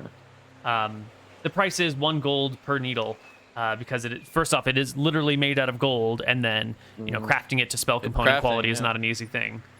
Yep. It's fine. So if we blow 400 gold, is that enough to get the robes and a year's worth of casting? Well, the robe is minimum 200 GP, and that is a fine quality robe, but it can be made to be more fancy if you need. Golden needles are a GP each. You say you want 365? What spell needs golden needles? That spell, the deep pockets. Oh, and then you need to cast it each and every day. Every single day of my life. What about 750 gold then, Neal? And I get to look exactly like the ring wraith from Lord of the Rings. That's a fair deal. That's a lot of gold. And the strips of fine cloth are also needed for this spell, right? Yeah. Okay. The discount that they will give you is they will sell you a needle and a strip of fine cloth together as one for 1 gold. So 365 and 200 would be 565, but you said you wanted to look fucking sick. I want to look like a ring wraith, yeah. So let's just call it 750 is fine. That's a perfect number. Okay. Nilrim will agree to work for the captain for another year for this. Yeah, Got him for a year. consider it done. If it keeps Nilrim happy, keeps me happy. Okay, I also, in Redport, we bought two 200 GP silver lock and keys. The captain, one is going to go for his door. So Nick, can you figure out the wording that you exactly want on your door? So I can do it? Captain John Winters can open from either side. Anyone can open to leave the room. That's it. Okay. Nilrim will go with the key and the lock. He will go to the door. He will cast a spell. And his spell will be the Aldrich's Discriminating Door. And the wording will be Captain John Winters and Nilrim will be able to open this door and exit this door at any time they please. Anyone else may only be able to exit the door. Yep, perfect. Okay. Done. Okay. I also have one more casting of that. Nick's already removed it from the sheet. I'm not sure what we're going to use this on, but I think it's nice to have it in case we do need to lock something. And then Nilrim is in his ring wraith outfit. He casts Deep Pockets, and he's just going to start shoving his shit in his extra dimensional pockets. I believe Deep Pockets is a dimensionalist spell, so I can always have this no matter what. Yeah. So that's nice. It How long lasts does it last? 18 hours. Okay. I think it's 12 hours plus 1 per level, so we're at 18 hours. So I think the only thing you need to be worried about is A, if you stay up all night, Yeah. and B, just that when you go to sleep, you need to empty your pockets. If I go to sleep, I could theoretically just cast it. Like, let's say we're staying up all night or whatever. I might just need to cast it in order to get a new 16 hours. Does that make sense? So if I had 2 castings of it, I'd cast it once in the morning. I'd have 16 hours. If I go to the 15-hour mark and I cast it again, I'll have 16 more hours, correct? Or no? Okay. So that You means some refresh it like days you that, yeah. need to have. If I want it up 24/7, which isn't going to be what I want. It'll Right. just be something I explicitly state. Yeah. Okay, cool. And the rest of the time, in the morning, you'll just have to put everything in your pockets again. Yep. Perfect. Splendid. I bought a few other spell components, legume seeds, exotic feathers, probably some more iron dust. Yeah, I lot think of all it's that kinda stuff is cheap negligible. enough to fold into your spell component cost. It's fine. Yeah. Great. So the party gathers together in their base. And everyone's been here and, gotten the base all set up. And there's a bit of restlessness going about. These people signed up to be pirates. And certainly base building is a part of piracy. And they're just sort of excited to move forward, to do some real sailing, some real murdering. And then Sail comes in with this message. Well, can I just be a day or two after we get there? I just want to speak to our original crew, so the 3 party members and the people who were there before all these new guys turned up. Mm-hmm. Just quickly want to say, listen, guys, I know that we've got a bit of a friendly relationship, a bit of banter back and forth here, but these new crew members, they're new, and they're going to be with us a lot. It's going to be crucial that they stay on side, so when it's just us, laughing and joking, a bit of friendly ribbing, that's fine. I can take it. I give it out as good as I take it. That's fine. There's no problem with that. But when we're in front of the crew on the ship, you need to speak to me with respect in front of them. Is that understood? People Yes, snap Captain. to attention and give you salutes. All right. Was I all able to right. sell Is he morality including me in that? Yeah, you in that as well. I'm gonna laugh at the captain. Well, luckily none of them are here, so I'll let it be. But Sail, I need you to say it. It's important. We can't have dissent amongst these men. I look at the ground and I'm like, oh, I'll be good, Captain. So you know Alright. he's right. Yeah, he's right. I know. Thank you. All right, go and carry on with whatever you were doing. Sorry, Neal. Logan, we're just figuring out how much D100 plus 100 GP. Mm-hmm. No one will keep it. That's pocket change. Okay. I'm putting my books in my library, Great. which is in the animal tab on the party sheet. Great. Well, I guess we're gonna go party. set sail. Where to? There's so many places you could go. So many seas, so many islands. Do you want to... Well, first off, Sail, have you told these people what you have seen? Yeah, Did you I want think to tell that's- these people what you've seen? I would have called probably the important members of the crew, like anyone who's named, anyone who's a henchman or as an officer, Mm-hmm. and I would be anyone who is trusted with the information that I am able to tell the future in some capacity. Mm-hmm. And I would begin the meeting and saying, I've been given a new quest from my god. We have new orders. We do have new orders, Captain. The chain of command has kicked in. And the orders are that the Rim shall stand free.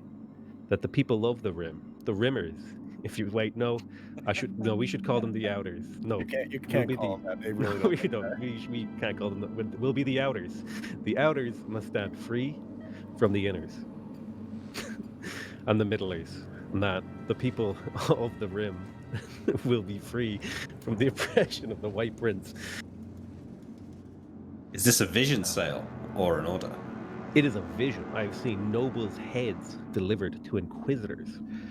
I've seen men of the White Prince strapped to boats, lit of light and driven into ports. I've seen a throne empty Wow. and a figure in dark robes sitting on it.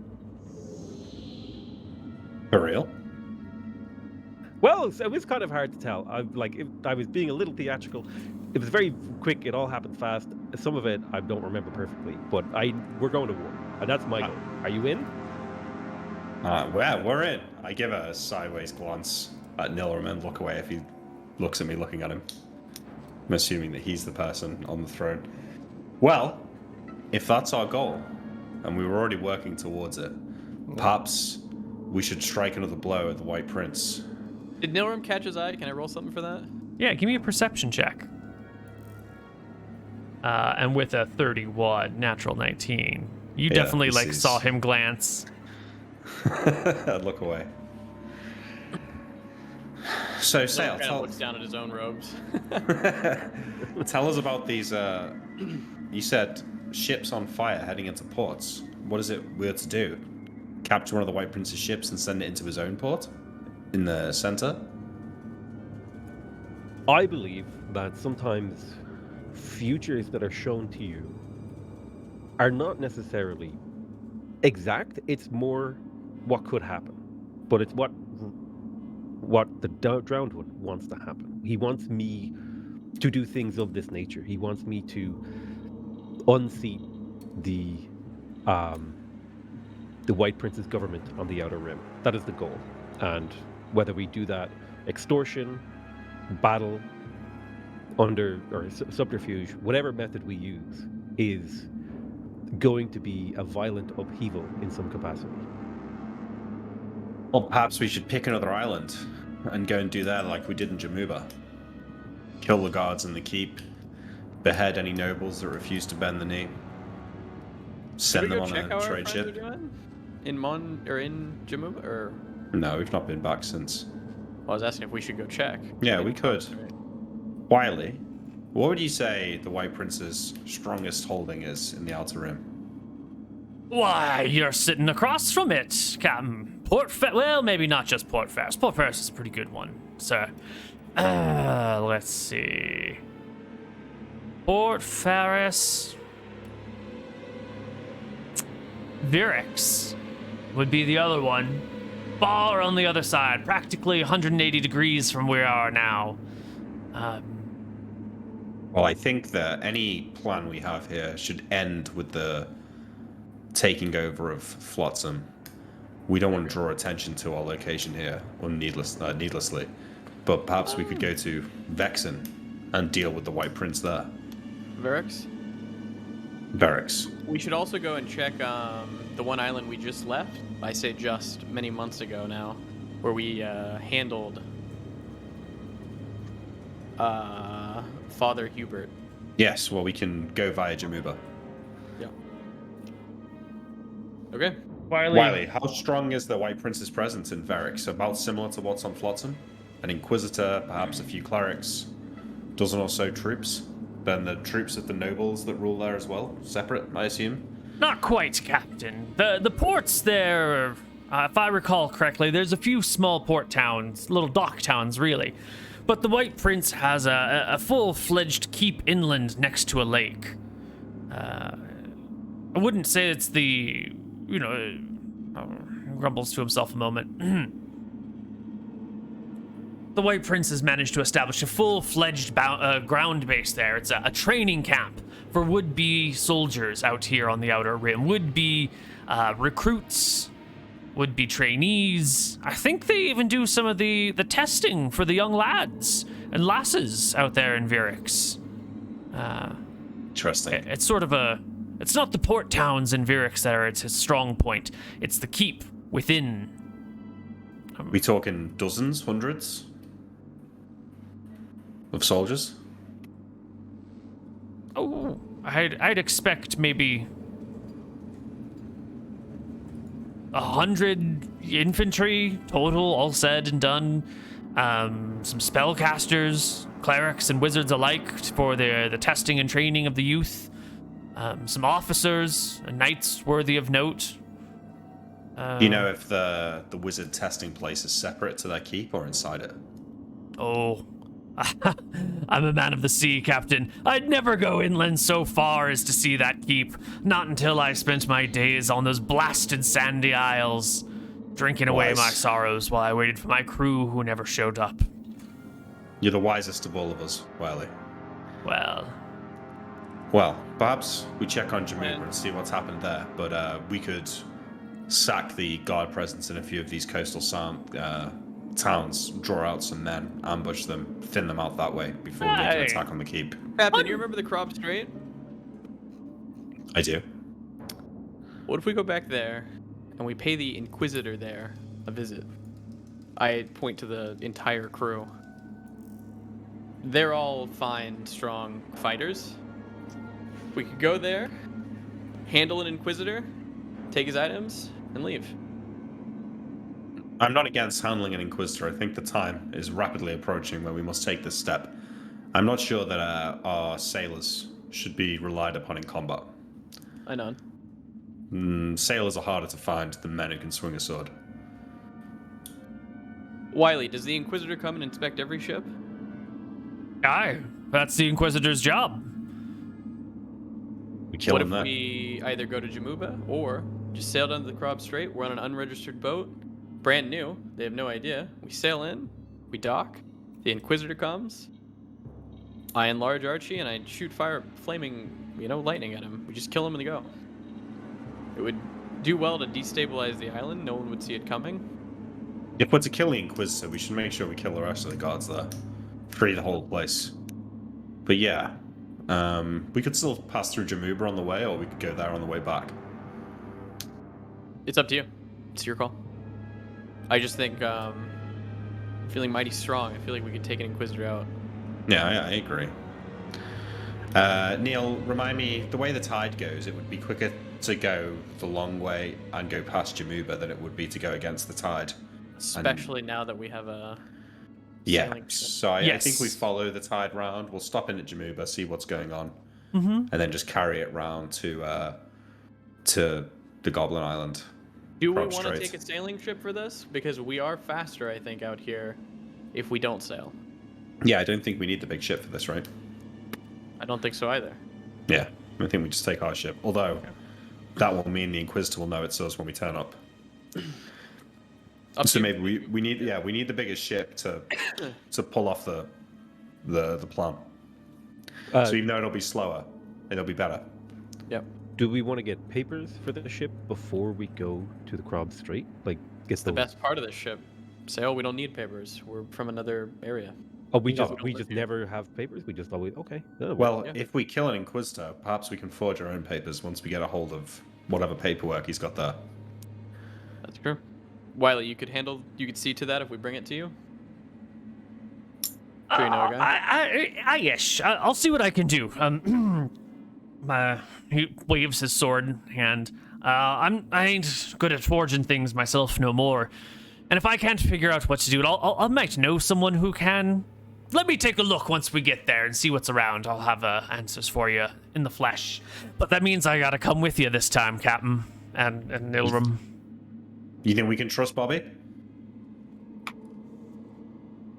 He looks to Bobby, who's in the room. You up for this, Bobby? Aye, we can trust Bobby. He's a good lad. He's come a long way now. Well, Bobby. Bobby, you have come a long way, and if Wiley's got trust in you, then that means a lot to me. But the last thing I want to find is coming back here and see that those crazy fists of yours have beat everyone black and blue. So just remember, keep your composure. Don't let the rage that's inside of you bubble over into violence unnecessarily. I can control it, Captain, says Bobby. I can control I know my you urges. can, boy. I know you can, son. All right. I almost forgot, Bobby. In Redport, we've got you a gift. Norm will go over to the ship. He'll pull out a nice big cudgel with a nice steel or metal top, and I'll hand it to him. I think there's something in the room. He sniffs a few times. I gotta go tell what's her face to stop cooking so many onions, and he gets up out of the room, goes to walk, stops, comes back and gingerly picks up the cudgel and clears his face as he storms out. Awesome. All right. Well, we give it a couple of days, and then I think we set sail. Are we going to Jamuba?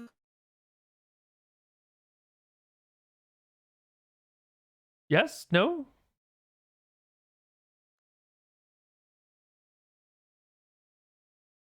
Nick?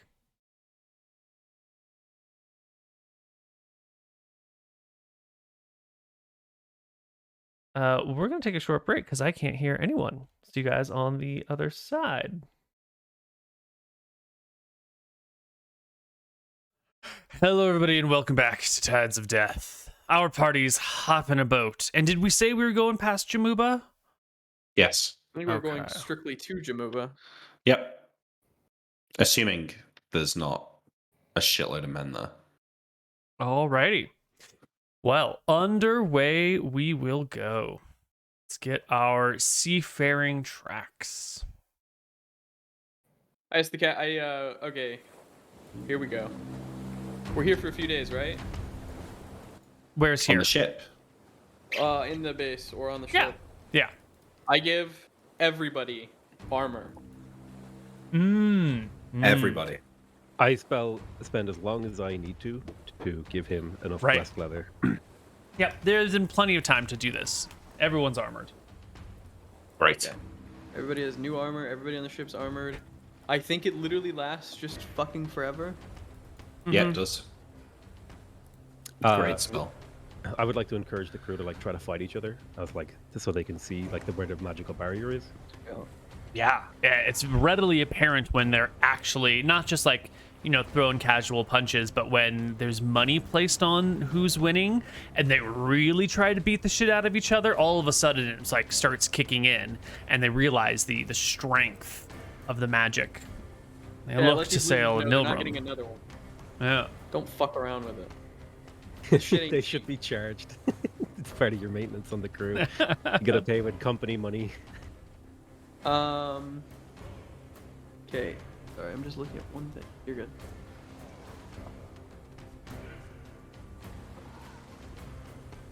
Eight points plus 1 per caster level.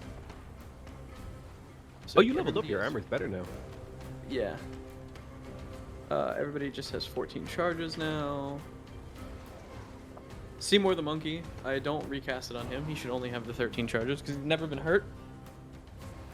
That's right. Nice. Seymour's been safe. Can I, of all the various bits of jewelry that I've got lying around, can I find like a nice little necklace for Seymour? Yeah. Give him some chains. Yeah. You giving Seymour what sort of necklace? drip. Something with like an amulet attached to it, or? Just, whatever. Well, it's got to be small, right? Something with a small chain that'll fit him. Whatever Okay. it is. I assume there's not a great deal. But yeah, I mean, like, in an ideal world, he's got a nice big thick, well, it's thick for him because he's only little, but a thick silver chain with, Alrighty. Yeah, I was watching the halftime show at the Super Bowl. I kind of want him to look a bit like 50 Cent in the original video for the club.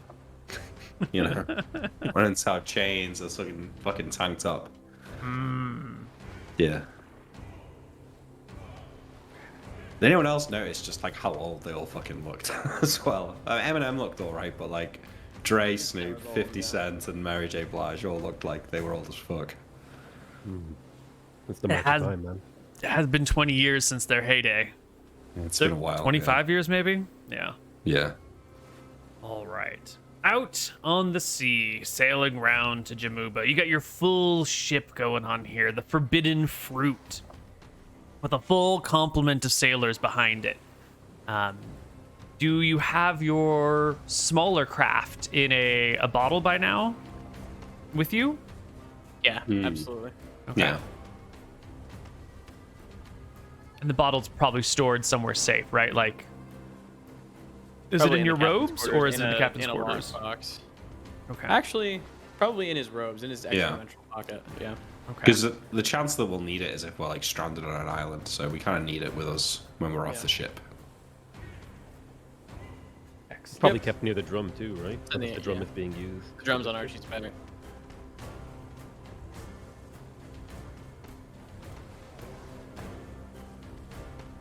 Here we are, the end of spring. Your trip to Jamuba will involve the passage past many other ships. You will sail past merchant ships, and you will sail past messenger ships, little cargo ships. And one day, you come across this huge barge sailing out here in the waters.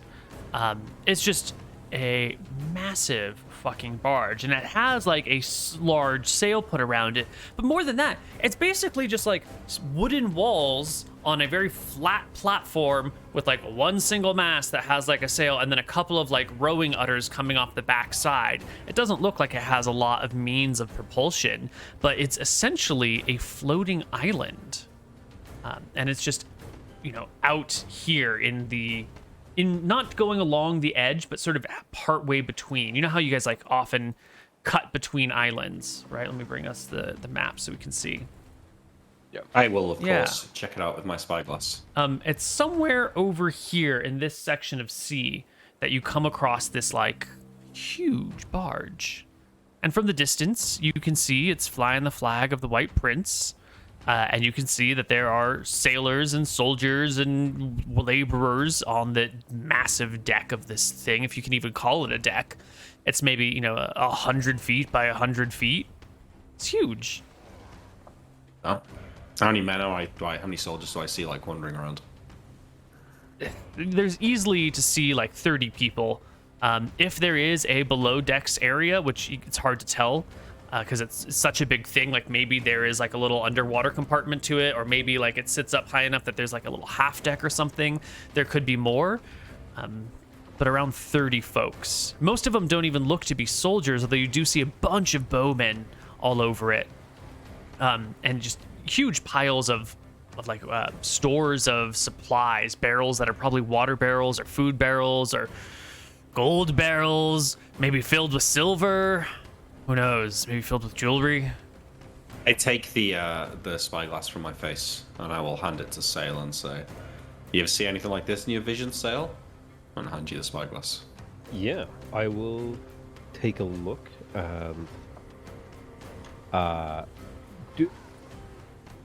Does this look like it's like a giant? Like, I get a bad feeling about this, and like my first instinct is that this is transporting something that isn't in a hurry.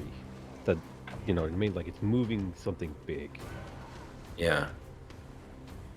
And my first thought that it was like an outbound transport ship. That was like my first instinct. That's my first instinct, Captain, is that this is either transport. You don't transport something valuable on a ship that is slow, right? This is a like maybe I'm way off base, but this feels like a way to transport a weapon. Like you move it. Well, if we're to be working under the assumption that the White Prince has no dominion over the Outer Rim, can we allow something like this to get to its destination? Probably not. I agree. But what do we do? How do we stop it? Archie, and what do you think? We make a move here or not? I don't think we make a move. There's tons of bowmen on the top of the ship. We don't want to lose our whole crew out there. Doesn't seem like a good time. Maybe if it was on landfall or something. That seems dangerous. Yeah. You got any way to track this, you two? Noam shakes his head. No. I mean, if we followed it for a day, I could relearn spells, but That seems risky. yeah. It's moving really slowly, right? I assume that it's like just. Oh like yeah, you could easily outrun it in practically any vessel. It mostly is moved by the power of the current, just based on its like massive size and resistance to the water. It has a sail to sort of like help give it a little bit of direction. A vessel like this, it might just be it could either be a very slow-moving vessel moving a huge amount of cargo from the Midlands to the Outer Rim, or it could be like a floating resupply station. It could be a floating like message or relay station of some kind. There's definitely not a way to track it unless there's a beacon on it already, and then other people can then locate the beacon and find it that way. but its speed and control are not going to be something this has.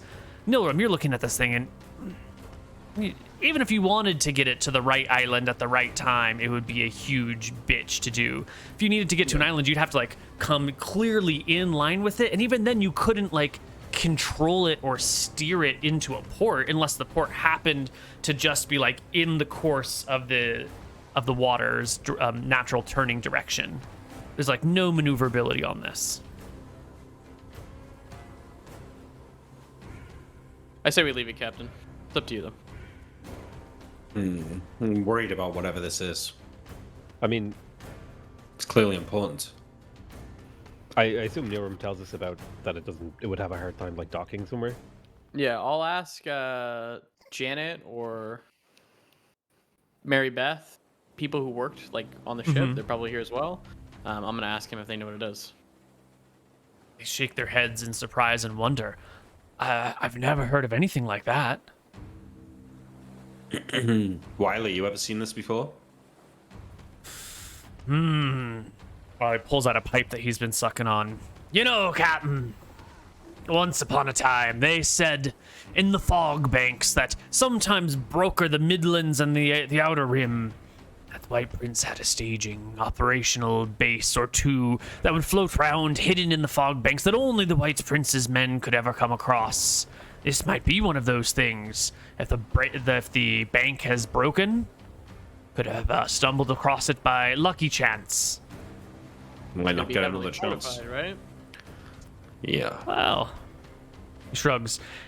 Secret White Prince staging bases are probably not poorly defended. You know, if They're hidden from everyone but the White Prince, maybe defenses are lacking compared to what you might expect if it was easily seen. Could be, or maybe they're carrying a wand of lightning bolts. I don't know, Captain. There's been rumors of large barges floating out in the seas, but I've never seen one myself. You gonna shoot a lightning bolt at its sail? Perhaps we should just ask it. We could communicate with it. Maybe it's more like a floating fortress, like a castle on the sea, like a place to project the power. I will call one of you. Come over here. I call one of the sailors. Get up to the messaging mast. Send a message. Greetings. What is this ship? It's the greatest marvel I have ever seen. That's the message. The crew snaps to attention and hurries off to send up the flags. I guess we'll find out.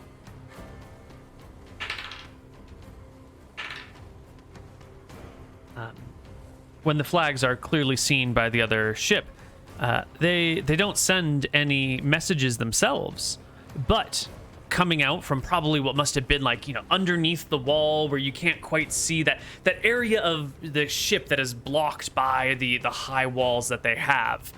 From that darkened, obscured position jumps a griffin with a rider, which begins to spiral and climb into the sky and then fly out maybe 500 feet above you over your ship and sort of begin to peruse and fly about the area.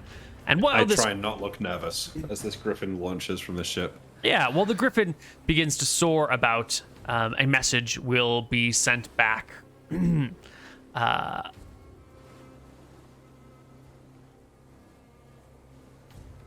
do we call them? Vegetable? This is a outpost of the White Prince. Stay away. I look at the griffin rider with my spyglass. It is an armored knight of some kind. I mean, who else would be riding the griffin? They've got some gleaming plate mail, just like a breastplate over them. There's an arming sword at their side. There's a long lance over like the wing of the griffin, and they are looking down from way up high. All right, send a message back. Understood. Recall your knight. We'll be on our way. Okay. They will send up just a flag that doesn't mean anything in this context to you, and the griffin will sort of peruse back and leave your ship at range, but it doesn't land until it's clear that you are heading away. Yeah, okay. Well, I think the Griffin Rider has forced our hand. Let's get going. Excellent. It's kind of terrifying to know that the White Prince has that at his disposal. Yeah. The next thing you encounter on your way over there is nothing. The rest of your trip is uneventful as you cut through the middle. Give me a navigation check, Nilrum, Mr. Great Navigator of the Seas. Okay, I haven't fucked one of these up in a long time. I think it's about time. Woo! Just in time. You will arrive over here at Jamuba. Okay. As we approach the island, I want to spy the keep and look what the flag situation is on the keep. Also, is it possible to maybe keep track of how many times I've been here and maybe get bonuses on navigating from like a place to a place, or no? Ooh, that's a great question. I will devise some sort of mechanical bonus for you. Make a note. Thank you. Because as you practice the skill, you should get better at it. It's not so much practicing the skill as just knowing the landmarks and stuff on the certain paths.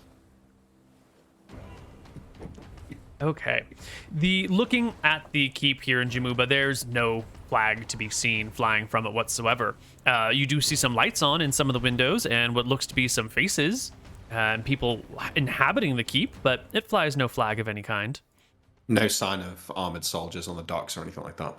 There's a couple of armed but not armored soldiers, and they don't look like White Prince's soldiers. Like the spears look just like the spears that the White Prince's men had, but you know, instead of a sharp soldier standing at attention with padded armor emblazoned with the White Prince's sigils, it's some yokel leaning on the spear, looking around, kind of bored. That's what I like to see. All right, pull her in for landing. Yep. Quickly and easily, you can slip into port and find yourself in Jamuba. Down by the Sail. docks. Take a couple of the guards. Take a couple of the men and head ashore and see if you can't find out what's going on. And if there's a leader of sorts, bring him on here to talk with us. Sure thing, Captain. I will round up a couple of crew members, whoever the closest people are to me, and say, hop to it, lads. Captain's orders.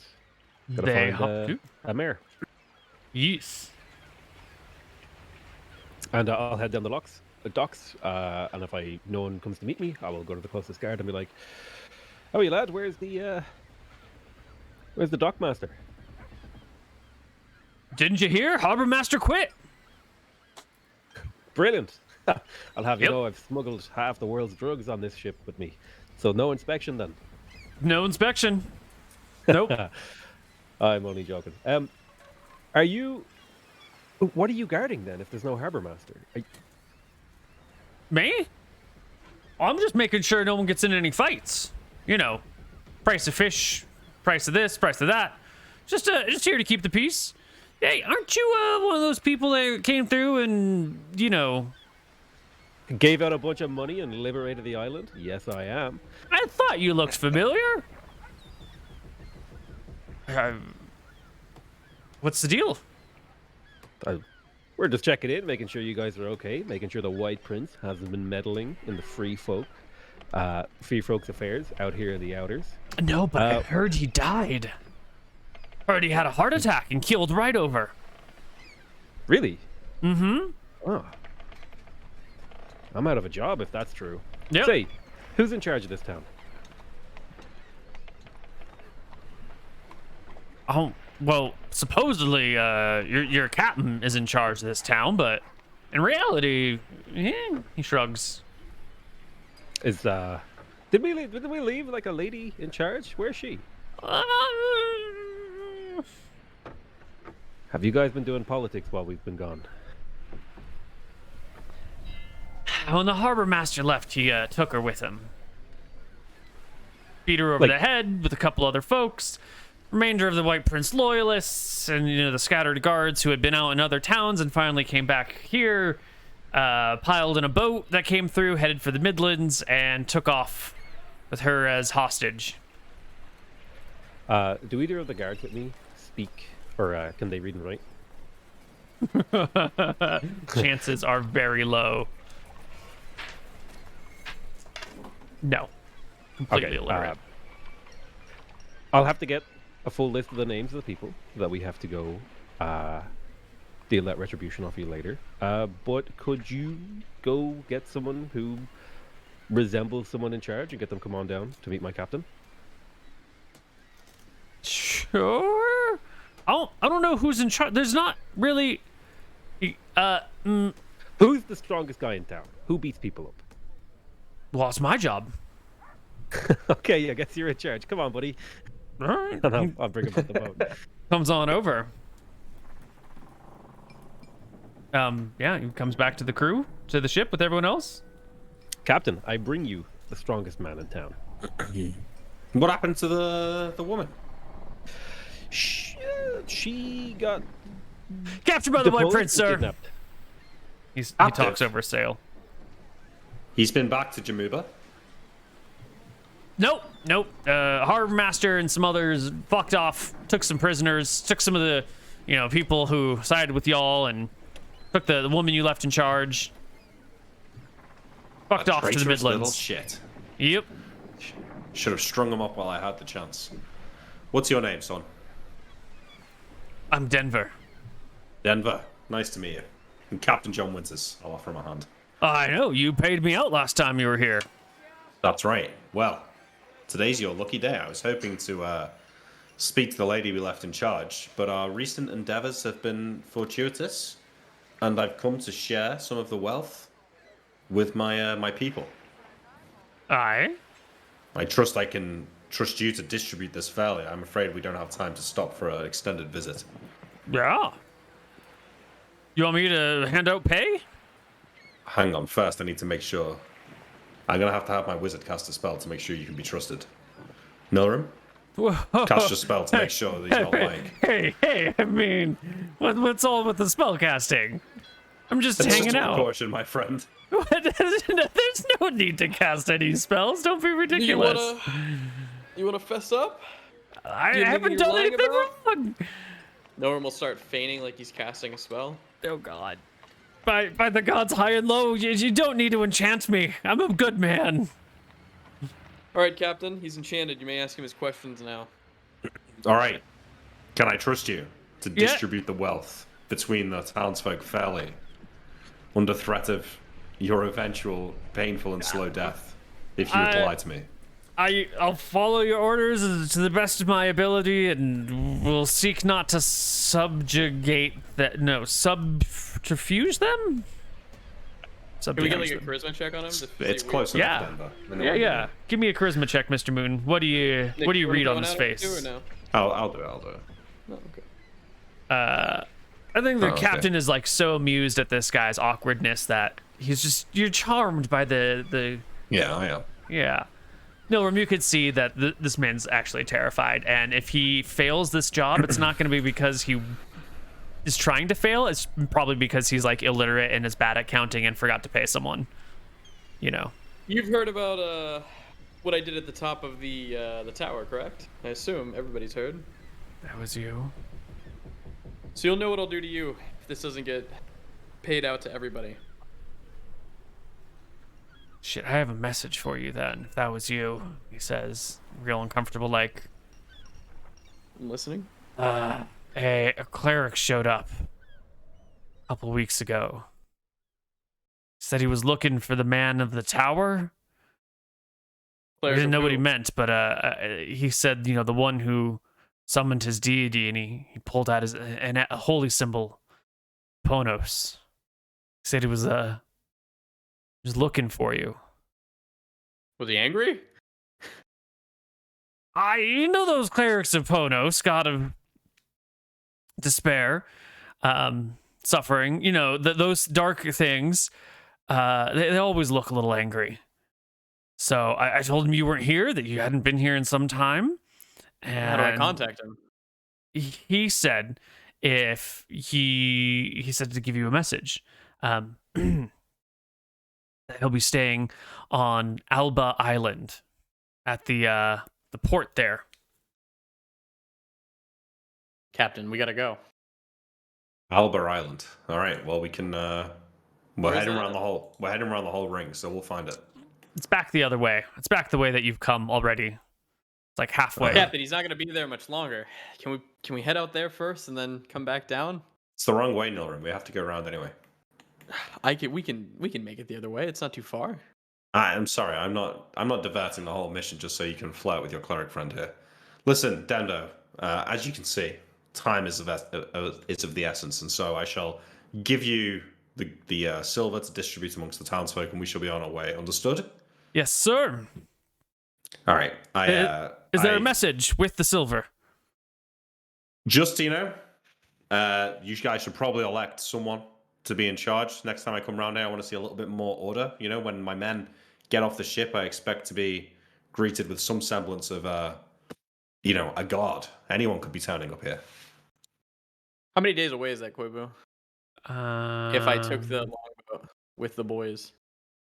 It takes you about, if you rotate drummers, so someone is always drumming night and day, you can do about 3 islands in a day. So it'd be 1, 2, 3, 1, 2, 3. It'd be like 3 days back that way if you're rowing 24/7. But to be clear, did this cleric of yours indicate that he was not going to be in Alba for long? He didn't say shit about that. He just said, if you find the master of the tower, tell him I have a message. Come find me on Alba Island. And then he'll fucked off again. We'll find him on the way around. All right, Denver, here's 2,000 silver. Distribute it fairly, please. Captain, maybe we could have a quick conversation.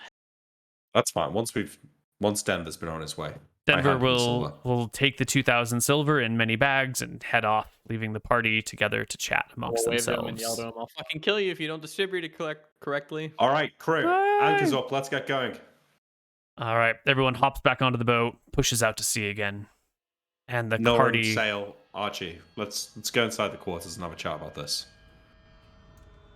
Captain, we can leave the crew anchored here for a few days. We could go on our ship, come back.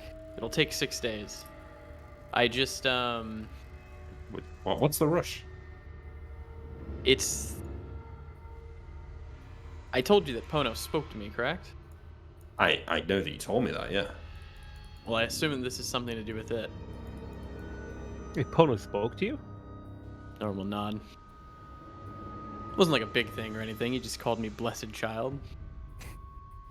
Listen, do you have your own god now? I thought you were down with the other guy, my guy. Exactly. That's my worry here, Nilrim, is that, we're already in deep with this drowned god of Saols. It's not god versus god.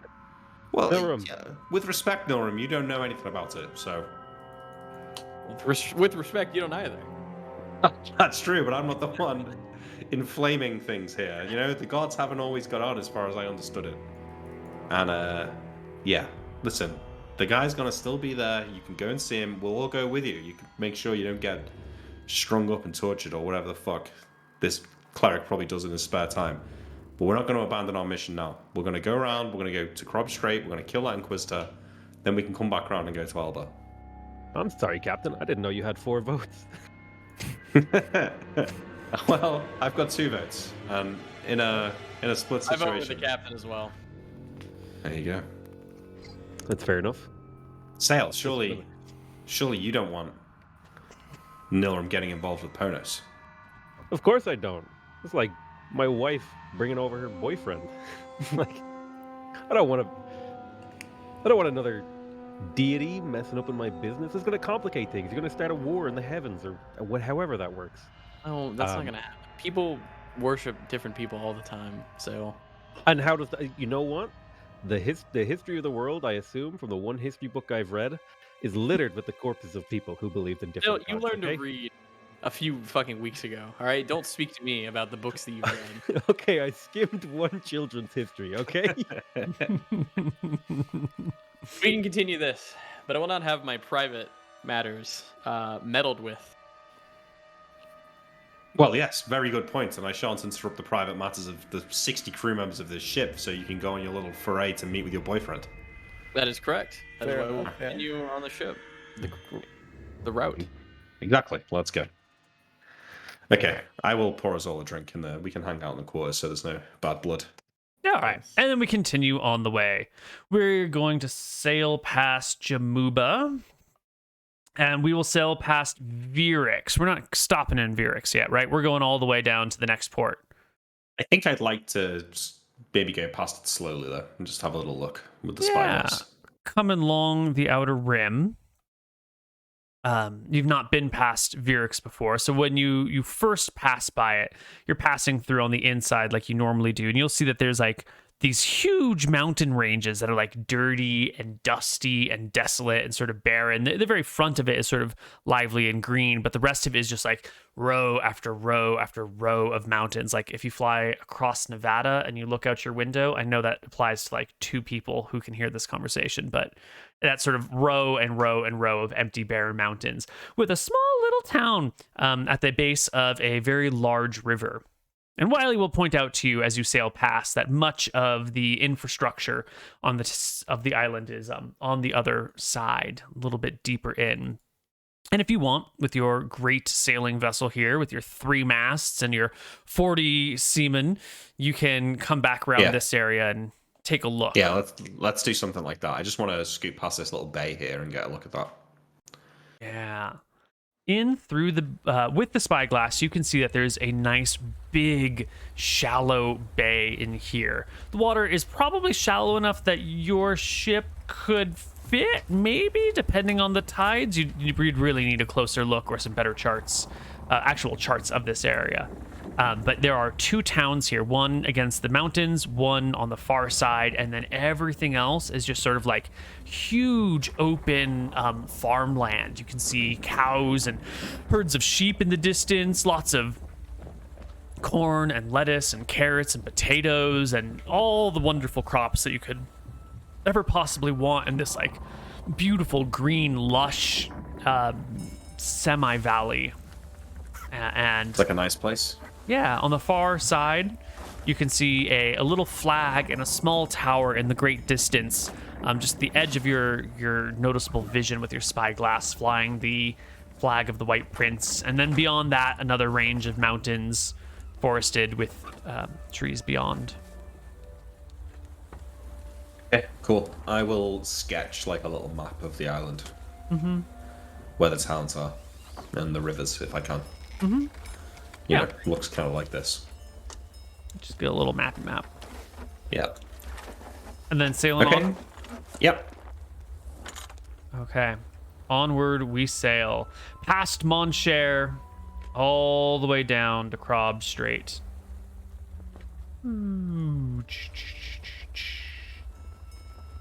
Okay.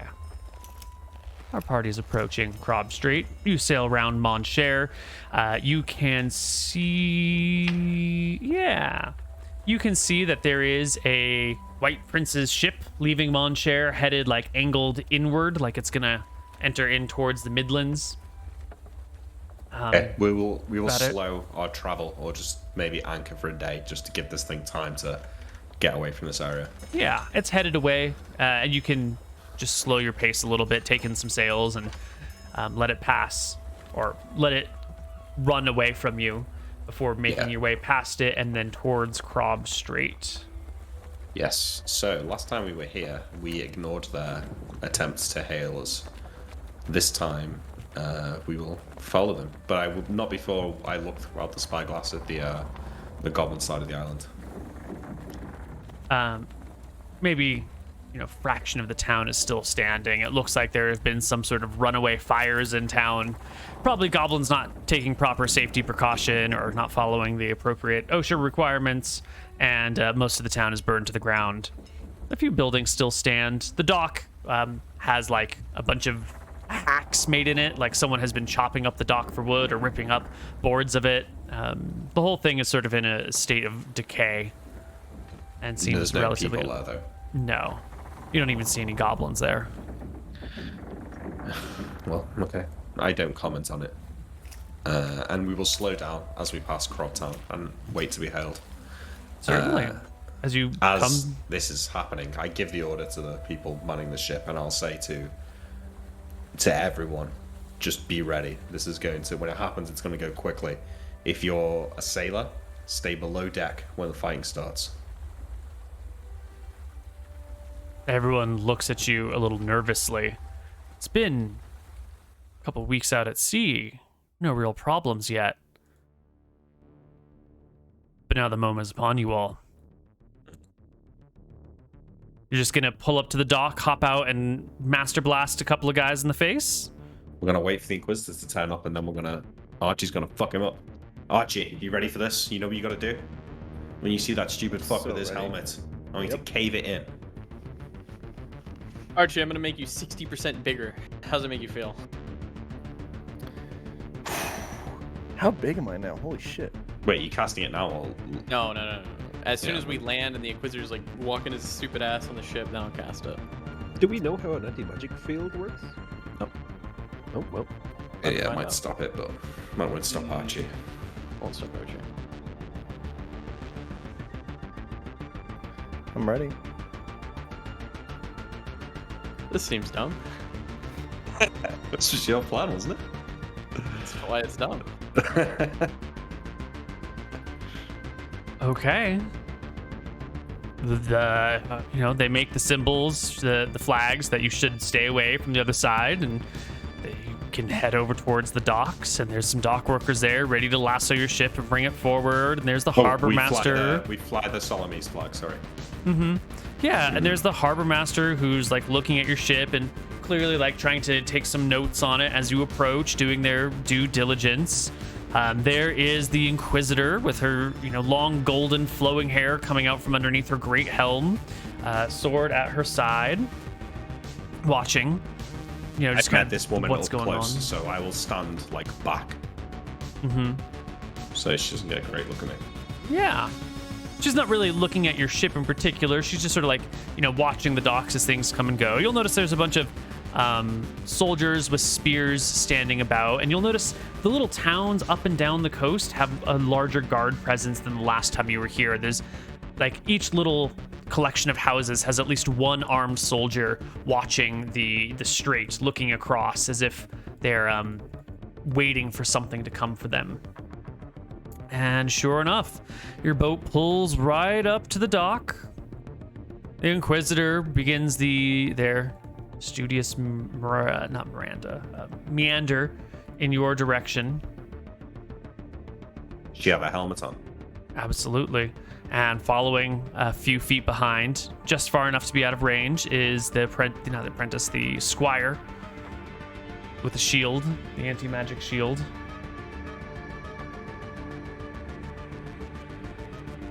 Can we have a map for this? I wanna Yeah, see, I'm like, bringing how one far up right now. Yeah.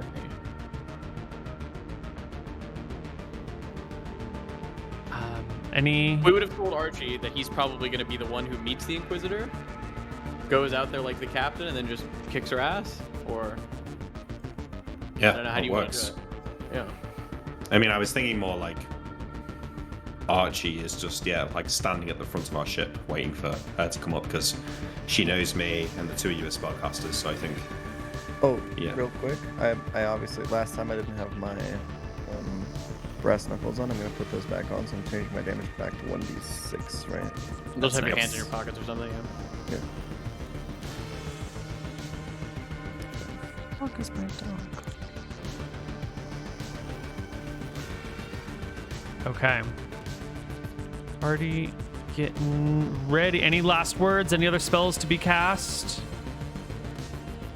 I will say to Nilrim that he should, try and knock out the squire with the shield when the fighting starts. He has an anti-magic shield. How am I going to get him? Good point. I guess we do know how it works. Alright, I'll just being squire then. Well, I assume whoever has the shield is just not going to be able to be magicked on. So as soon as Archie starts attacking, I'm going to fuck the wizard up. Yeah. All right. I can bring us to a map now. Took a moment to How load. does this work? Fuck, never mind. I don't know how it would work. I was thinking, can I web the kid with the shield? But like, I don't know. I mean, if it's an anti-magic shield, web probably wouldn't work. Right? On it, yeah. Yeah. I would assume, yeah. Yeah. I assume anywhere he would go, the web would just go away. Mm-hmm. So. So here is the Inquisitor, and let's grab your vessel. I'm sorry, roll 20 is just being like super painfully slow right now. I forgot to announce this, but in preparation for this, could I take a dispel magic instead of water breathing?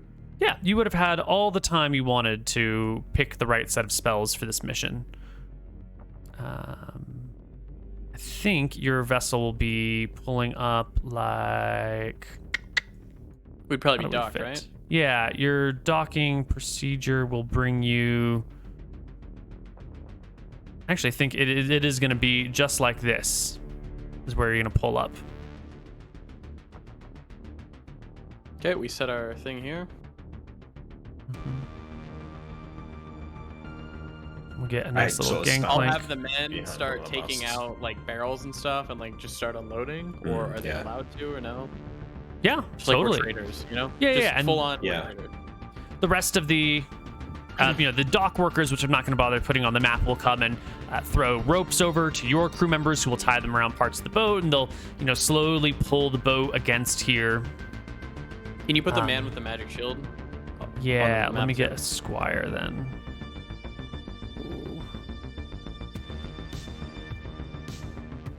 I will add infantry guards if they reinforce, when they reinforce, I should say. Come on. And Don't Archie. get feared, Archie. Don't be afraid, I Archie. can't be feared. Don't worry, Yeah. Captain. Archie's I fully know it's never gonna happen again. Yeah, everyone's full HP. Mm-hmm.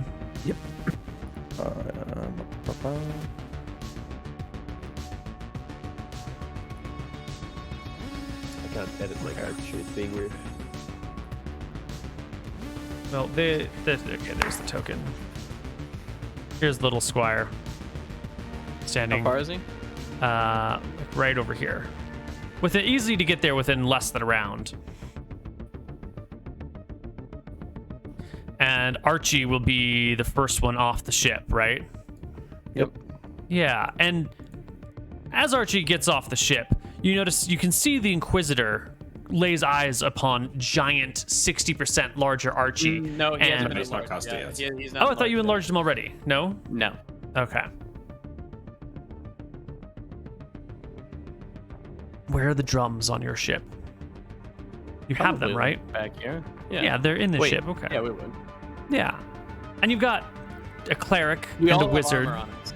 Uh-huh. And everyone's got the armor spell, including all of the sailors, right? Yeah. So it's not So weird. the Inquisitor with her helm that can see these things can tell that everyone is enchanted upon this boat as it pulls up. So I guess the Inquisitor probably wouldn't have come out that far. Like, she would have walked in this direction, and then when she realizes, when it becomes clear that everyone on the ship is magically enchanted, she would immediately draw her sword and shield and stand here and call back, yell at the other people behind her that something is amiss. And the child will come forward with the shield and stand like right up behind her, close to her, as Archie steps off the boat. The other sailors here don't know what's going on. They haven't, the Inquisitor's doing some weird shit, but they're not interested. The dock hands don't know what's happening. They're just going about doing their job. I'm moving my character as it would. So Yeah. now I'm interested what this helmet is. Does it detect magic or does it detect casters? Because I didn't think it would be able to detect enchantments. I can detect magic. So then if you don't have any magic casts, you wouldn't know that you're a wizard. But, Well, Who knows? Ring, rates, mill ring. she seems to be aware that there's something amiss when your ship pulls up. She seems to be keenly aware that something is not as it should be. And her sword is drawn, and she is ready. And when the first one of you steps off the ship, she calls out to you, "Who are you? Show yourself!" We are from the Stormlight. Fuck, what's it called? Storm. Weatherlight. right. No, not Stormtide Weatherlight. Stormtide Kingdom. We're from the Stormtide Kingdom. Do not be afraid. We all have armor cast upon us. We are just simple traders. As you can see, our Solemnese banner. Are we not welcome on your docks? I'm just here to take out the trash. She is, with a natural 20 on the die, she is not buying any of this shit at all. And she says a word to the young person behind her, and they begin to approach in a slow combat walk down the dock. Great. I think it's time to roll Enlarge, initiative. Archie. Yeah. Can I It get is my time to enlarge roll up there? Yeah, you can get your enlarge as she's walking this way. Thank you. Yep. I'm not going to enroll that because I said it before you said roll initiative. Right. 'cause I was... That's fine.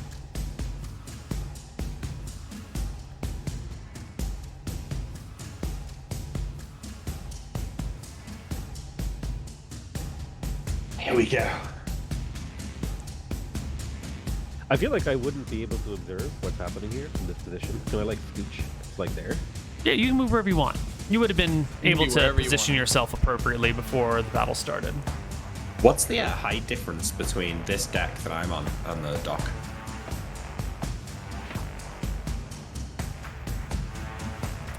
The ship is let's see, this is a very large stone dock, so I think the lip of this ship is about even, so you're maybe 8 feet above right here.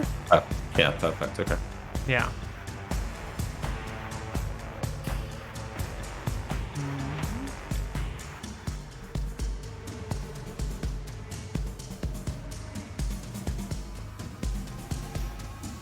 Yeah, she did literally start it. I hope everybody realizes that. Yeah, we came in We peace. didn't do anything. We just wanted to sell our goods. But she's not attacked us yet.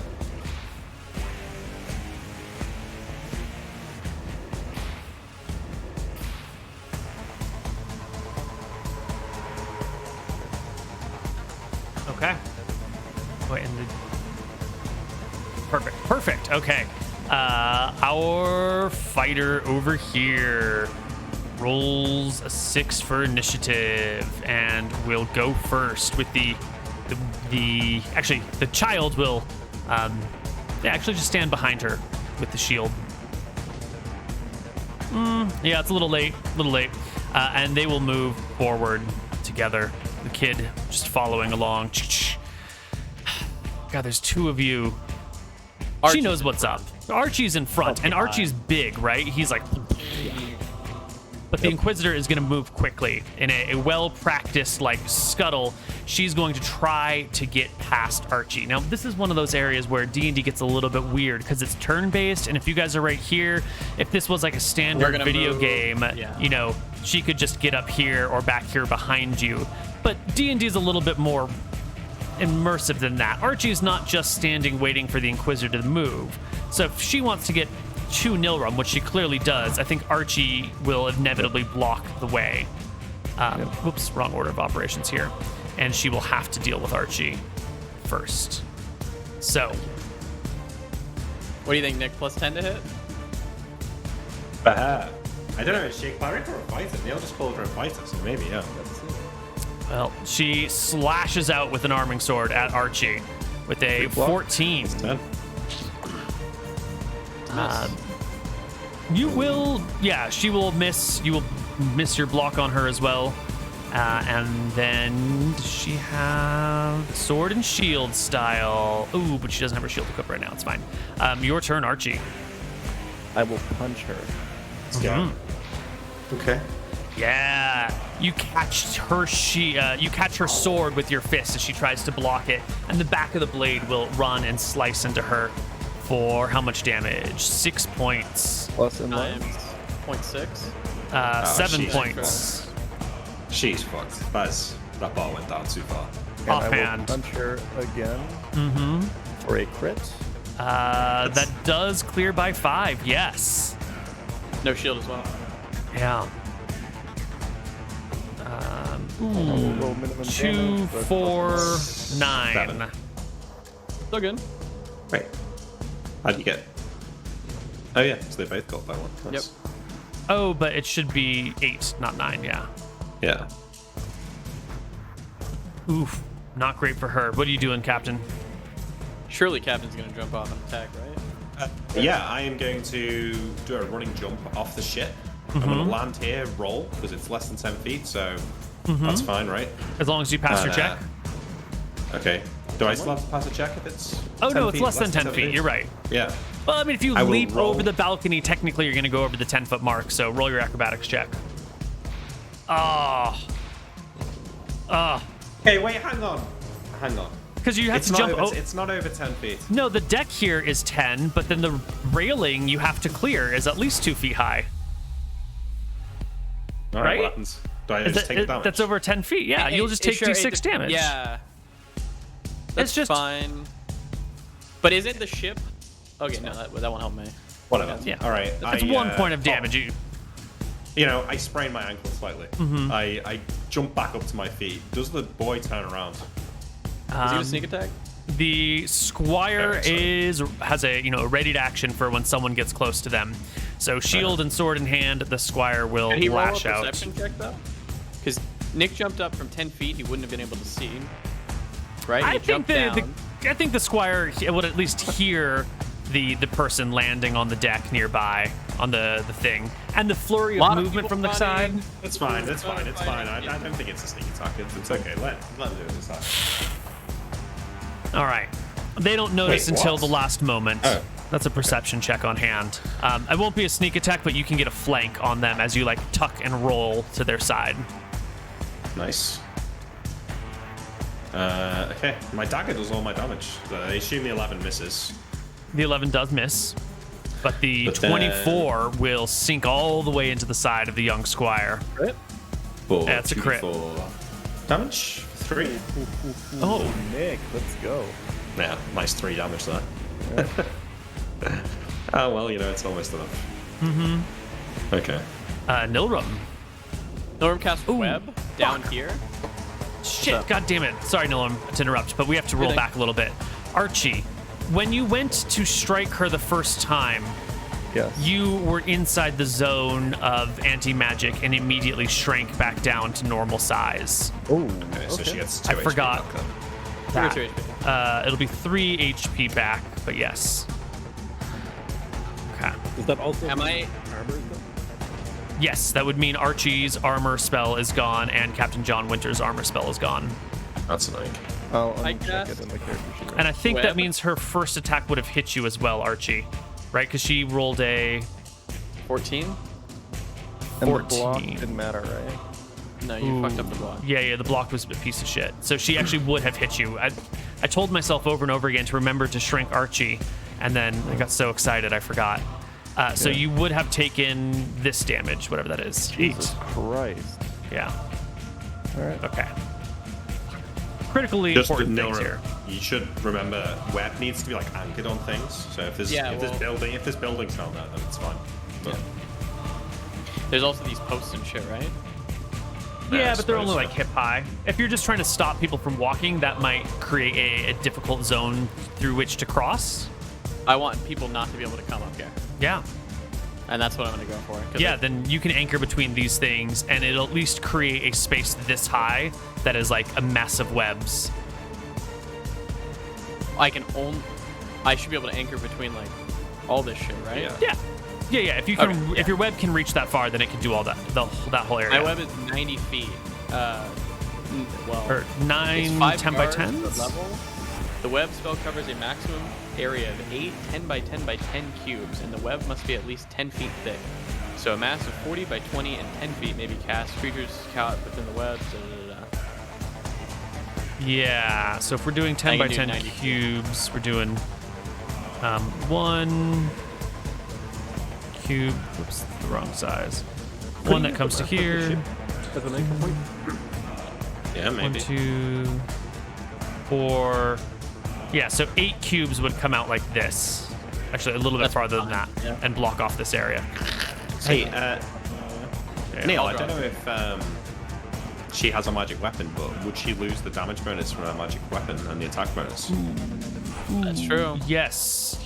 The two. That's why the Squire stays back. Yeah. That's why the Squire normally stands back. So it would be two less on the damage, and 2 less on the hit. 2 less on the hit, which was a 14, which dropped to a 12. So Archie wouldn't have been hit, which would be 40 HP. Okay, cool. All right. Man, so many magic effects. It's a little weird, yeah. Okay. And My you've web done does your go off though, right? your web spell does go off. Yes, the range of the shield does not extend to you. And Saol, you had not rolled into initiative, but we're watching at the end of the round. Is there something? I did. I forgot to have my character selected. I rolled in with dispel magic. I was going to attempt to dispel magic with the shield. See if that would work. Excellent. Nice. You need roll no dice. It fails immediately. It does dispel magic. Does not dispel the anti magic. We need an gets anti-magic dispelled shield, Nick. by the Yeah. anti magic. Yeah, How big is I this thought shield? because it's like divine magic, maybe it'll work better. No, not in this situation. Damn. It just fizzles entirely. Well, The I don't shield, know. the shield is like a nice big like Roman style tower shield. Like a tower shield. Okay. Yeah. Initiative. Our Inquisitor rolls very low, very poorly. I'm gonna be rolling in with the dwarven dagger. Sorry, the bard's dagger. Don't do something stupid, Nora. I am basically holding my initiative to the end of the round. Sure. Are you Very casting a spell? Nope, I'm just ready to move and intercept if someone comes Gotcha. from somewhere. Okay. Ready? Yeah, just adding some guardsmen that are reinforcing on this round. Unfortunately, they have been blocked by a web. They're fucked, Neal. That is their problem. I'll just roll one of their initiatives because it's too many guardsmen to do individually. First one up is Archie. Oh wait, I haven't rolled initiative. Yeah, this Oh. turn. I'm so sorry. That's still from last turn. I got you though. Yeah, okay. There you go. Archie's first. And I will punch her. Come on. Where's the 20? 16 clatters off her armor and falls to the side. And offhand. Jesus Christ, Archie. Blocked by the shield. You must be It's the a one little they bit. call the Crimson Fist, she says, sparring off. Wait, she has no shield though. Just a heads up. I don't know if Yes, that. still a miss. Yeah. Her AC is 18 without her shield. Archie's a little bit So- thrown off by the getting enlarged and then immediately getting shrunken down again. Also, might be the first time that Archie's missed both attacks. Truly a foe to be reckoned with.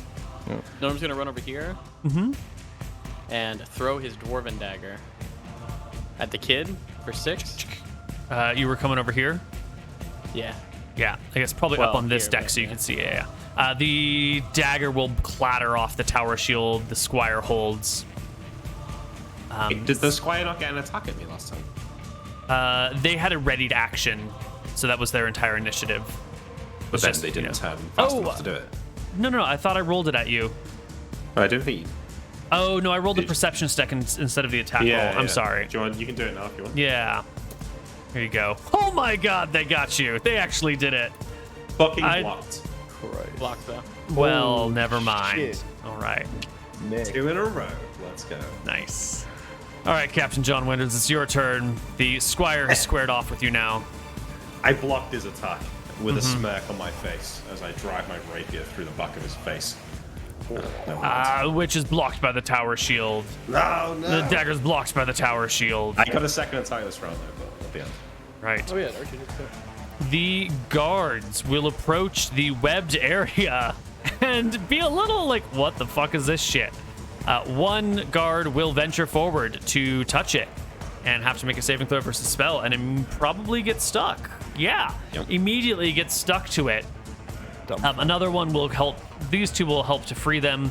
the other guards will look for another way past. And I think that'll be a whole round for them to like discuss amongst themselves how they can get past these things. And I will roll a intelligence and a wisdom check for them. Let's see what they can come up with. Intelligence, wisdom. Yeah, I guess in a world where there's no wizards, they probably don't know that they can burn it away. Yeah, this isn't something that they would have normally dealt with. This area is usually fairly free of such magical effects, and it serves the White Prince to have the defenses to magic be sort of lost upon the regular citizens. That's what happens to dictators when they don't educate their population. The Inquisitor will go now and say to Archie, "You must be the one they call the Crimson Fists." I'm glad you've heard of me. He'll say with a smile. For the honor of his lordship, his highness, and his grace, I shall put you in the dirt. And she will swing at you. I have adjusted the attack rolls so that they no longer account for the magic. I will attempt to block this. Come on! The block is so sweet here. He fucking does it as well. Yes. Wait, does it? Oh, That's shit. it. You need to hit 16, and you need to do it with lower than she did. So she brings the arming sword up and down onto your shoulder, and you just like stop it with a single, what do you call it? Brass knuckle, and the sword like cuts into it, splitting the brass somewhat, and just holds it in place. Would you give me an opposed strength check as well, Archie? Since you're like just stopping it with your hand. Oh my, are you fucking kidding me, Neal? Yeah, so you like hold it here, and then the weight of it will just like sort of slump you to the side, and she will drag, as the sword is like stuck into your brass knuckles, like drag it off of your hand. And one of your hands, you can pick which one, but I think you're ambidextrous, so it doesn't matter mechanically, will be brass knuckle disarmed. How are we gonna do this mechanically? When you roll damage, then we will just roll a smaller damage die. Yeah, and we'll do it on your ambidextrous, so on your offhand offhand attack you make. And we go to second attacks. Archie. Okay. I'm obviously doing this with the one that still has a brass knuckle. Totally. That's you. She deftly dodges. Nilrum, second throw. Do you have a second dagger? No. Captain John Winters. Oh, did I Sail need to roll die. initiative at all? Shit. I did. He's waiting. Yeah. 13, get me anything? No, not through the leathers that the kid is wearing, plus the shield and the shield proficiency. No dice. I'll tell Sail. Sail, can you just go pick up the kid and throw him off? Get the shield away from him. This will be easy. Yeah, I'll attempt to do that. Seems like a plan. Yeah. So you're gonna throw yourself off the boat and tell me more. So let's say I were to leap from here to here, relatively carefully. What is that kind of like? What kind of roll is that going to be? So- or like I walk around. If you jump off and you do not have a tumbling proficiency, you're going to take d6 falling damage. If you want to walk around, then you will end up like next to the Inquisitor in some way, shape, or form. And if you do like a weird tackle, you might be exposing yourself to an opportunity attack or something. But if you like jump off and come from this angle, then you're behind her and she wouldn't see it, and you wouldn't be exposing yourself to anything from her. Yeah. So 8 feet, is that like enough? I think that's Yeah, enough. you've got enough height that you could make this distance no problem. But you will take But I'll d6 take- falling. Yeah, I'll take the damage, and I will attempt to physically overpower the kid with it. Easy peasy. Wait, he has a weapon, right? Yeah, you will provoke an opportunity attack from the squire when you like try to tackle them, but whatever, it's just a kid. Yeah, I'll try to overbear him.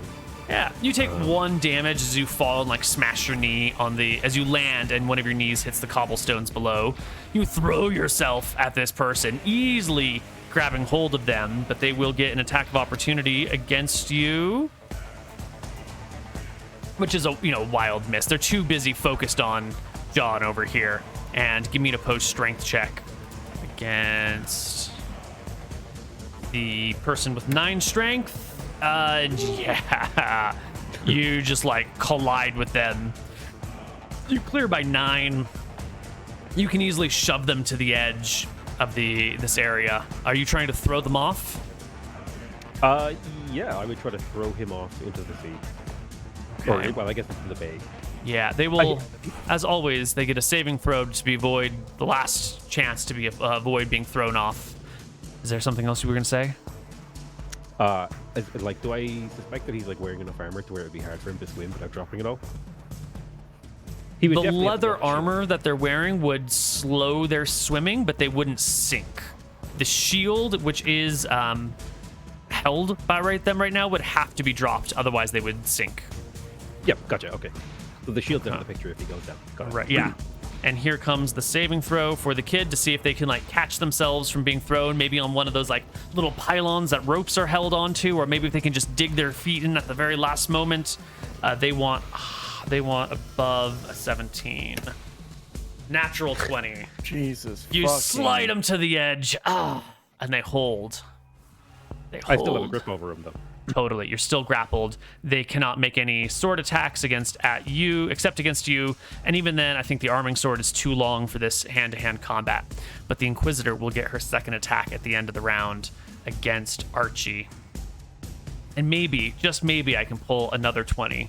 You're on your fifth 20. Something absurd. Yeah. 15 will hit Archie, but not Yep, crit I don't have Archie. armor. For 4 points of damage. It is paltry. And I think Initiative? we roll initiative, yeah.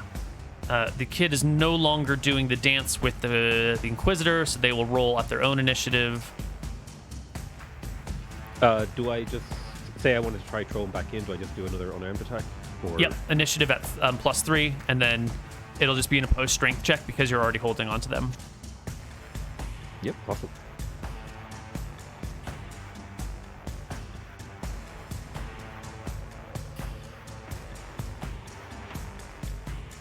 Does everyone roll? 1, 2, 3, 4, 5, 6. Yeah, all right. Archie is first, as usual. With my brass knuckled hand, I will punch. Nope. And with It's the her brass knuckled hand, I will punch. Shh. Oh. Sail. Give me that opposed strength check. Hell yeah. I'm gonna What do they roll? destroy this kid's life. Woo! Yes, you will. Oh my god. I said they have 9 strength. Yeah. Yep. No dice. You topple them over the ledge. I'm gonna give them a. Do they? They do not hold on to you and cling to you. They don't drop their sword and try to grab you to save themselves. You just shove them over and they topple into the water and disappear with a splash. Captain John Winters And Nilram. and Nilram. I will back attack the knight Excellent. with a fucking 17 back attack. The 17 will do it. Yeah, you'll slip past that armor and skewer them, getting to that fleshy great. bits. Ah! She crawls out. Only a true creature of chaos would stab someone in the back. Cowards. You better believe it. Nilram, Lightning bolt goes down. did you roll in to cast lightning bolt at the I did. beginning of the round? Okay. So you just got lucky that Sail beat you in initiative. I was going to cast it here Oh, because I man. wasn't going to cast it that way because it would fuck Yeah. the web. So, yeah. Oh, So here's right. 66. Wait, so is 21 Sail getting lightning bolted here? Yes. Yes. I am. Okay. Saving throw versus spell. I think. Fuck. What do I It's on your character the combat sheet. tab? Yeah. On the HP, the bottom one. found it? Nice. You'll take half damage, Sail. The Inquisitor will take full damage and just get like blasted off the side. And her body will splash into the water. Well, wait. Am I Don't taking even 10 or 11 damage? We'll just have to 10. go back and get that stuff. Okay. We know it's down there, you know, Uh-huh. it's not going to go anywhere. It's not the open ocean even, it's just the strait, so. Nilram will yell out, White Princess men, stand down and lay down your arms. or I'll do that to you. You have 10 seconds. Quickly. Yeah. Morale checks around. These 4 back off. This one has managed to get himself shoot stuck magic in the missiles. web as well. This one is desperately trying to pull the friends out. Can I pick up my brass knuckle? Yes, you can. For the people backing off, can I magic missile them? 60 feet plus 10 feet per level, 120. Sorry, 60 yards plus 10 yards per level, 120 You can get yards? 1 magic missile off before they are out of range, yes. Are you going to do all on one or one on... Yeah, all on one. Okay. All on the one in the back, and I'll yell, stop now or I'll do more. Okay. Roll some die. 8 points of damage will almost do it. The magic missiles rip through the guard, who like falls flat on their ass as they bleed from various holes across their body. The other ones will come to a stop. There's still a web between them and you all, so it's okay. Don't worry, there's just a web there. I'll call out the Neal room like, what the hell? You told me to go tackle the guy, and then you zap me? What's wrong with you? Sorry, I genuinely didn't mean to. We had to get rid of the person. Now let's deal with these soldiers, and I'll show you true apologies at the bar. Just hold off on the web for a second. I'd like kick off my shoes and dive into the water. I'll yell to them. All of you come back to the web spell. None of you will have harm on you.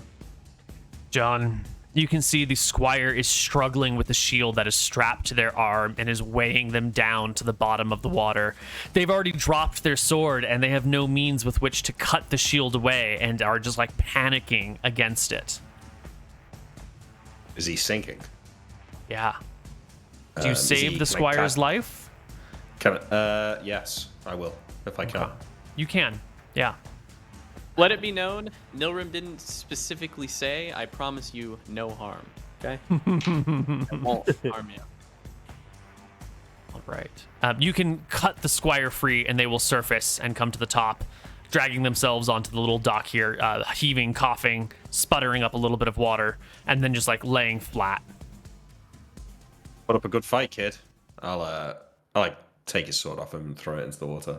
Mm-hmm. Nilrim will, Wait, sorry, just before. The shield, is it so heavy that I can't swim back up with it? Definitely. I feel like way too heavy. How much does it? Isn't it only like 20 pounds? 16, Yeah, but 16 pounds. you should the swim up records for like holding weights are surprisingly small. Just get Archie to take it to the shore. Mm-hmm. We could just tie a rope around it, pull it up, drag it. Okay, yeah, we'll do that later. All right, this person. I pull a bit of rope and I'm just gonna tie that hands now. Nilrim tells the White Prince's men to form a line and drop your items. Mm-hmm. Do they?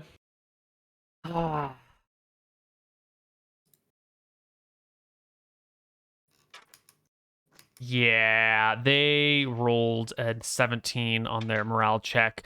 High is bad, low is good. They needed a 9 or lower to succeed, so a 17 Still is an lightning bolt, astounding failure. 21 You say damage rips through the line. Real. That's a Oh lie. my god. He's lied. I can't No. believe it. He didn't promise. He crossed his fingers behind his back. yeah, the only two that might. Oh wait, hold on. There's a third one that has more than 11 HP. Yeah, they all are obliterated and die. Okay. It's a Well. beautiful thing. Well, Let's, And the web spell, I assume, is fucked up.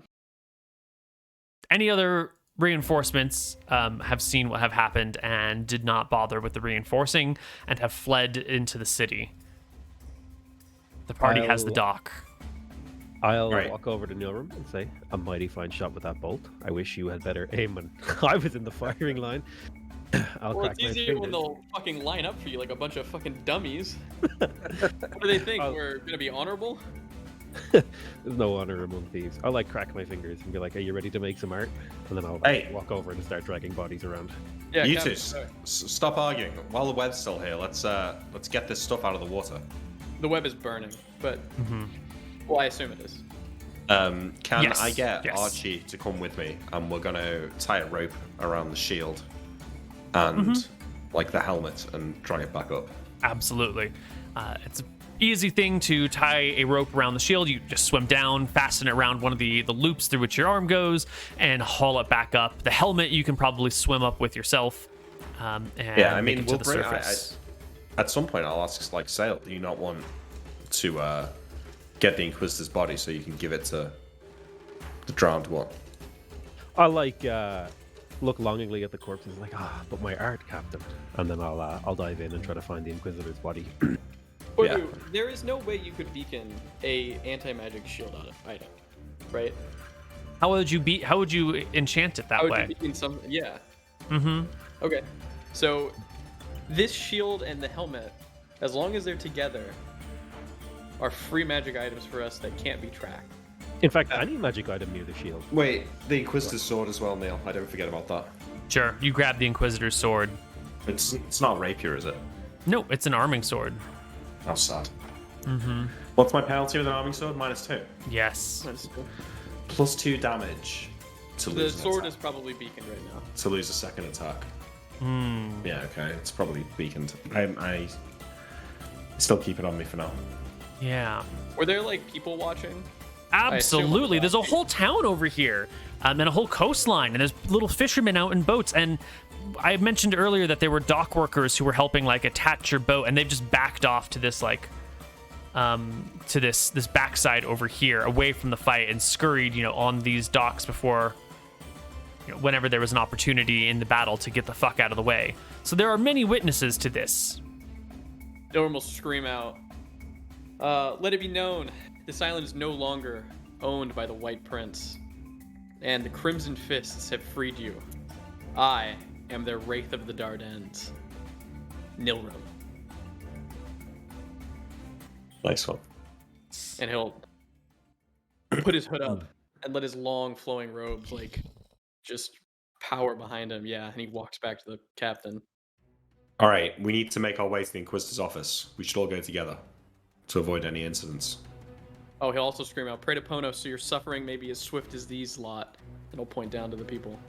I'll come over back to my ship and I'll shout, like I'll walk back up here and I'll shout down there. I'll say, "There's a wounded man over here. Somebody get the Inquisitor's squire onto the ship and give him medical attention." Yep. So, One of the NCOs grabs the kid along with a couple of other sailors, ties them up to one of the masts, so they can't go anywhere, but then also treats their wounds. As the four of you, the raiding party, will come on land and look for the Inquisitor's office. It is not hard to find. It is in the central area just off of this dock. And you can see inside, like, as you're approaching, is someone who's leaving the office with, like, bundles underneath their arms and just, like, chugging. Throw your magic missile. Yeah.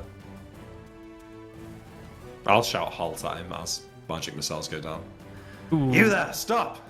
Yeah, the magic missiles rip through the head, back, and shoulders, and they do come to a stop as they pitch forward in the earth, scattering documents everywhere. Help me with this stuff. I'll run over there and start grabbing the paperwork before it gets blown away in the wind. You can start. Do any soldiers come out to attack us? Or are we given sort of free reign here? For the moment, you have free reign. Who knows if they are All right. regrouping and recollecting themselves? Maybe there are other soldiers or knights nearby. But for now, no one's here. Well, I want to grab the paperwork. I want to look in the office and grab anything else that seems important in there. Get the squire, get the Inquisitor's body, and leave, I think. If you're just grabbing the stuff out of the Inquisitor's office and taking off, then I want you to give me a perception check and a wisdom check. One to see what you can find, and one to see how quickly you can judge the importance. Yeah, can we have the best perception check? I don't mind rolling the wisdom if it's me that's making the calls. Wisdom checks? Yes, the best perception check and best wisdom check of the group is perfect. Okay, well, I'm 12 and 8, so I doubt I'm best for anything. Sail, you can roll the wisdom. Yeah, I have 16 perception. You're probably the best at perception, I think, no? I'm 9 perception. It's my dump Sorry. stat. Nix. No, I'm 8. Oh, Archie? It's the eye patch. I believe I'm 8 too. Okay, I'm 12, so here's my 12. 29. Nice. Nice. And Will failed. Sorry, I'm All actually right. 12, but yeah, it's fine. So you can quickly find all the valuables tucked away in here. There's a desk, there's some chests, there's some things on the walls, there's a stack of keys over here. There's a whole bunch of stuff, and Nilrum finds all the things and drags them out. PotatoMcWhiskey, Saol, is in charge of sort of deciding which of these papers in a hurry that you're going to need, judging by the writings on them. And Saol's literacy is pretty brand new. They should be the right person to perform this operation, but there's some key words here and there that go missing. So you grab. I keep misreading import as important. You come up with all the ledgers of imports and exports, but you missed the top secret labeled documents. I don't want to interfere with what you're doing there too much, Neal, but I don't think we're being too discriminate here. I mean, I assume it's not a massive office. We've got a big ship. There's 4 of us. I don't think we're not being too selective. Yeah. Mm-hmm. Yeah. Okay. You grab everything that your arms can carry. Yeah. Sure. And book it back to the ship and hop on and take off like right away before anyone has a chance to regroup? Or are you... I want to ask one question before then. Are there any townsfolk meandering about? No one is meandering. Everyone has fled the area or is maybe like watching through shutters or behind a door, poking around a wall. I'm gonna yell out, I need a townsfolk out here, or I'm gonna start going door to door. I just need one person who's brave enough to come talk to me. You will not be harmed, I promise. Literally no one. Okay, Nilrum goes to a door and he knocks it open. I'm not killing anybody. I let the party know. Well, I put a hand on your shoulder. Nilrum, don't kill any townsfolk. I tell you, I'm not planning on it. I knock the door open. 5 minutes later, and the whole town is dead. No, you're not planning on it, but that language. That's not the same as saying I'm not going to do it. That's true. You open the door, and right standing before you is a strong man with a baseball bat who raises it as you come into his house. I put my hand up. I'm not going to hurt you. Back. I just need to know. Back, pirate! You need to let me speak, Nilrum says. I just need to know if the Inquisitor has chosen any children on this island. And who they are. The Grand Inquisitor? I nod. They were here last year. So there's no children who've been chosen? No. I nod. Give him a thumbs up. Thank you. All right. Let's go. We'll leave. May Ponos be with you, I tell him.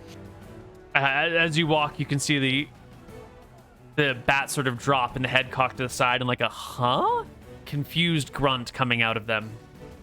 But what do you want with the children? Comes the call from the wife inside. I'll call back. We're trying to save them from the Inquisitor and the White Prince. And as quickly as they came, the party, with now the loot of the Inquisitor's office, including a shield of anti-magic and a helm of helm of seeing of some kind, gather onto the ship. And I want you to know, if that NPC didn't stop talking, Nilrum would have magic missiled him. I know you would have. You said he did stop, so. The only thing I would like to do before we leave is to make sure that I offer all these I throw all these bodies into the water and offer them, assuming nobody's around, like within earshot to hear me say the name. And then I would also try to offer the body. When I see you doing that to the Inquisitor's body, I'll say, the Inquisitor's body is sunk to the sea. No, I said we pull it out. Oh, you pulled it out. I'm sorry. Okay. Yeah. Saol, I'm not here to tell you how to do whatever it is you're doing here, but didn't you say something about heads being sent to the White Prince? Oh, that's a good point. And I'll use my butchering skill to begin to cut off the Inquisitor's head. And it's going to be really nice. Give me a butchery check to see how clean the cut is, if that is your desire. Oh my god. It's a 31. Her hair is still blow dried. It's just nice and trimmed all the way through, almost mechanical, almost like, butcher shop level quality with the right tools. And you can haul the head onto the ship with you, where the whole lot of you turn and head out down the strait. And off. More adventure. Off we go. Yeah, and I think the plan now is go back to the base and then we'll go back to the base and then take the the base is on the way. So we drop the big ship off at the base and then take the other smaller ship because we'll need to get back against the tide to get back to the base. Yeah. Good idea. Are we able How to much wrap does it an up? Inquisitor head weigh? I'm adding it to my character sheet. 20 pounds, bowling ball. Absolutely.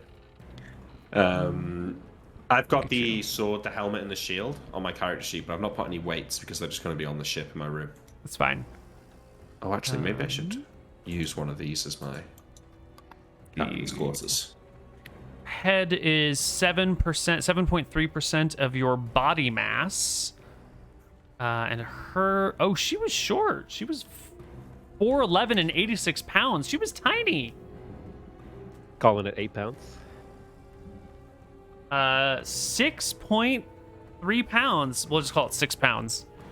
Yeah. All right, I got a 6-pound head in my pocket. God, she must have rolled really low on her height weight dynamics to be 4'11" and 86 pounds. She's real slender. Real Are we short. able to get back to the base and get to the island and hear the quest? Well, I assume it's the quest. I mean, maybe that's better done if Neal's got time to prep for it. But yeah. 7. I assume he knows what he wants to say. But we'll see. Yeah. Okay, so you can get back to your base if that's where you're headed, without any more encounters along the way. Oh, okay. Assuming that you're not stopping to pirate any ships that you pass. But there's no like magic fish. There's no terrible storm that is dangerous. There might be high winds or large waves, but your vessel is especially seaworthy. We also need to neutralize the beacon on the sword, or just keep it next to the shield. Actually, We're gonna keep it next to the shield right now, and we're gonna put that in the silver-lined room. No, but I'm talking about on the ship. On the Neal, ship, does the shield work if it's not being held? Yes. Okay, good. Yes. So I just keep the shield, the sword, and the helmet all next and to each this other in this my will captain's quarters. present a problem because the aura will extend through walls, and as you bring it on the boat and wherever you store it, and as the crew moves back and forth, almost everyone on the ship will very quickly have their armor spell negated on them, as they at some point they come within the radius of the anti-magic shield. Wait a minute, I think it's only temporarily reduced though. I think that the armor spell should be gotten rid of if it goes through. I think that is a super small nerf to how good we're running it right now. I don't even think the armor spell should last permanently, but It is permanent, Neal, so it would only be temporarily dispelled, I believe. Same as beacon. But it's not a permanent spell. It just its duration is usually damage based. But if it's disrupted, it's not like it's permanent magic. You know what I mean? There's a slight difference. just make it go away. Yeah. I think they're all fail and fizzle. That's fine. And soon the whole crew will be non-magically enchanted. Okay. But I make sure that any beacons are not firing. That's my priority. Yeah. So the last time this beacon will have been seen is on this island. Yes. If you stack the stuff together, the anti-magic aura should hedge out all beacons. Well, I double check it with like having Nilrim or casting large on someone. Mm-hmm. And then having them walk next to the shield when it's not being wielded, just to make sure that it does still work when it's not being wielded. Otherwise, I'll have someone hold it the whole time. Yes. But yeah, okay. It is fine. I'll also express to the crew that I want to test Call Lightning on the shield at some point. Test it how? Like, just try to shoot near it and see if it goes off. Well, we can take some downtime when we get back home. Yeah. We have to go Work see it the out. cleric captain ASAP.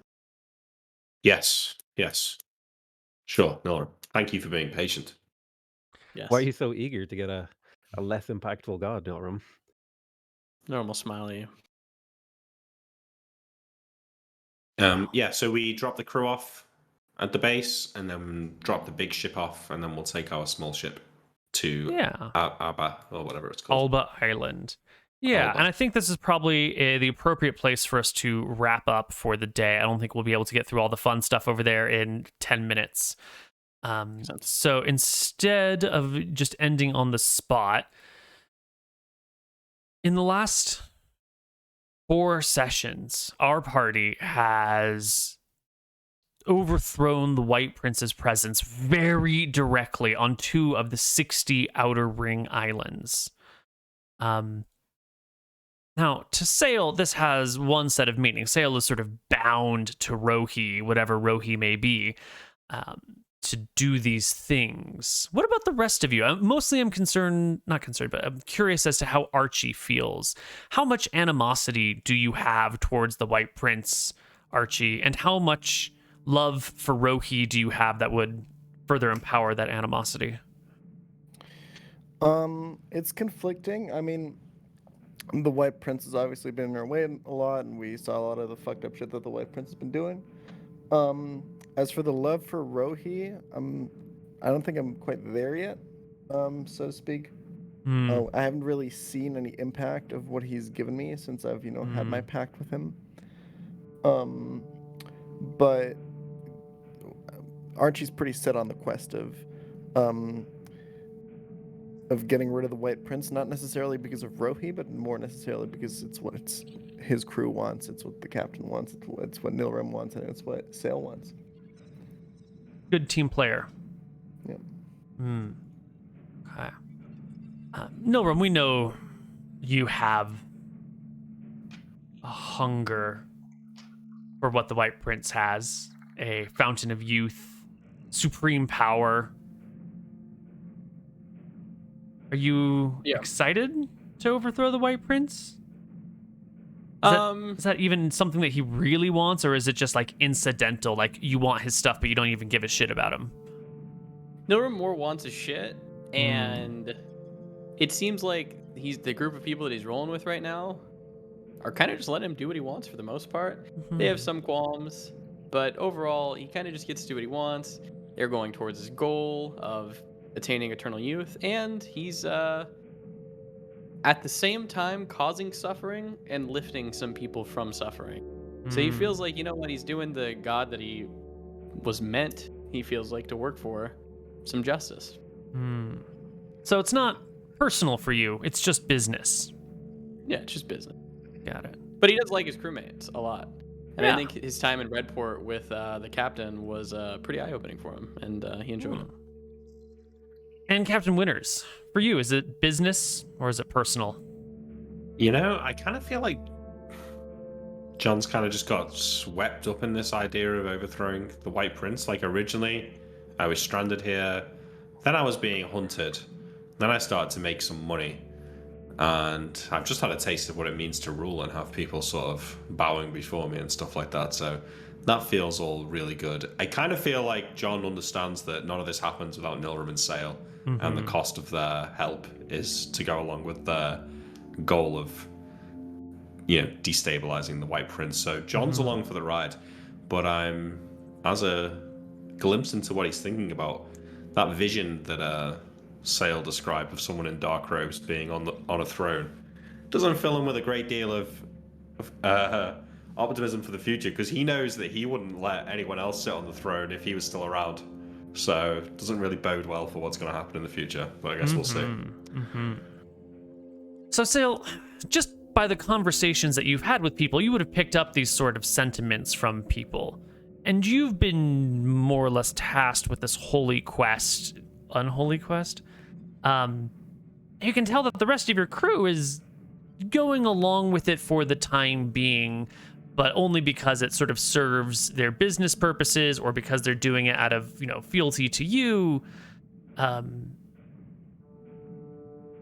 you going to be able to bring them along this way? Or do you think that maybe just releasing the Outer Ring from the White Prince's grasp will be enough? Like, do you need to go all the way? And how will you get the crew to go with you all the way? I think if I'm going to get the crew to go with me all the way, it kind of depends on the approach. I feel like the friendship with Archie is probably like strong enough to where Archie could be convinced, like not compelled, like it'd be like, listen, Archie, we got to take this the whole way. You know what I mean, dude? We can't just stop at the Outer Rim. We gotta take this like all the way. With Nilram, it would probably have to phrase in a way in which I was still useful to Nilram towards his goals. For example, all I want Nilram is to be unbound You can have the fountain youth. I'm out of here. Second, we're done with the White Prince. I'm outie. And then with the captain, it's probably somewhere in between those two things. It's sort of like convincing the captain that I'm the more stable of the two spellcasters, which can be difficult at times. And also observing the captain's like desire to be in power and maybe in like sort of playing on those things to say, well, Captain, you know, like if the White Prince wasn't here, you could have your own, like you could have 5 islands, you could have 10 islands, you could have them all. Total freedom, total money, whatever you want to do, you're practically like a god among men. Lady Nightingale will pay tax to you, Captain. You know, that's what I want to say. Yeah, that's the world I want to live in. Right. Well, you're gonna have. It sounds like you've got a good approach, but you're gonna have some work cut out for you if that is your will. If this whole White Prince thing will ever actually fully come to pass, and maybe it won't, but it's definitely gonna be up to you to drag the rest of your crew along with this divinely inspired quest, unholy inspired quest. Yeah, I like divine, unholy divine. I do think that there will be a major conflict at some point where like goals misalign, and it's probably going to have to do with the Ponos quest line, unless I can figure out whether or not like does Rohi care about other gods. I do have a plan for if we meet the cleric as a group to not like mess things up, but just to kind of like test the waters to see how Ponos would get along with Rohi. I'm very interested in that plan, but I think we will save that for next time we play. I'll DM it to you. Questions from the Patreon? Oh, yeah. Yep. Bring them on. Has John Winters ever had a religious or divine experience? Well, most notably when we were on the ship rowing back, and you said Rohi, and I feel like, you know, we almost got dragged under the sea. So there was that. It's a pretty divine experience.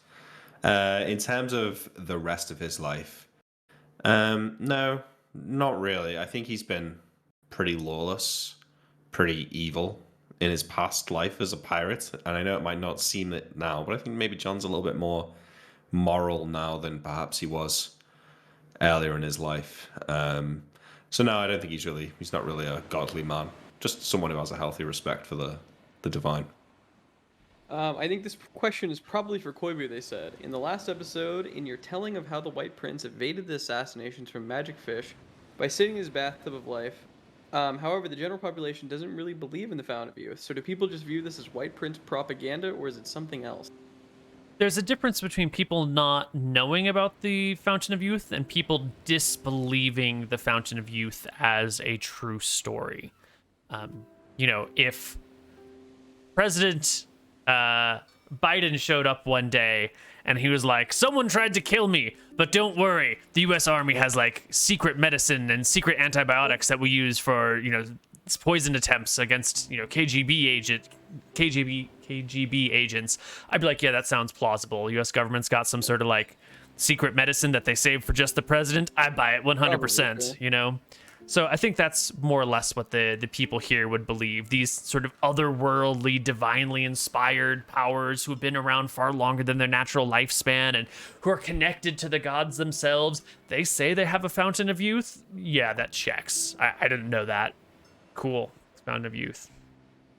Another question for Koibu. I know you tweak a lot of mechanics to improve gameplay and realism, and I know you also like to work within the existing world paradigms to come up with clever ways people would use items, creatures, etc. So my question is, what world building tweaks or paradigm hacks are you most proud of? Wow. Nice question.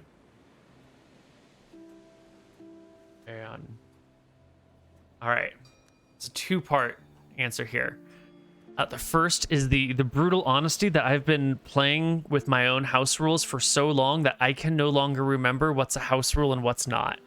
I have modified the system so thoroughly that I think the rules that I come up with, sometimes on the fly, sometimes rules I've been playing with for years, are like written in stone in the player's handbook. And I just say it with authority like, oh yeah, it's totally this way. And sometimes they're not true. The things I guess I would be most proud of that I'm aware are actually tweaks that I've made and not rules that I've forgotten are rules and think are house rules would be the modifying of Thaco in originally 2nd edition D&D, because it was made by a bunch of, I like to pretend, a bunch of people hopped up on drugs in the 80s, because that's the only way that the systems make sense.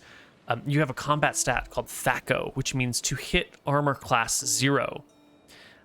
And you take this number, and when you roll to hit, you subtract your enemy's AC from this, and then you want to roll that or better. Because according to the rules as written, your AC starts at 10 and then gets lower, and the lower AC you have, the better. -10 AC is the best AC in the game, except for, I think Gold Dragons have -11.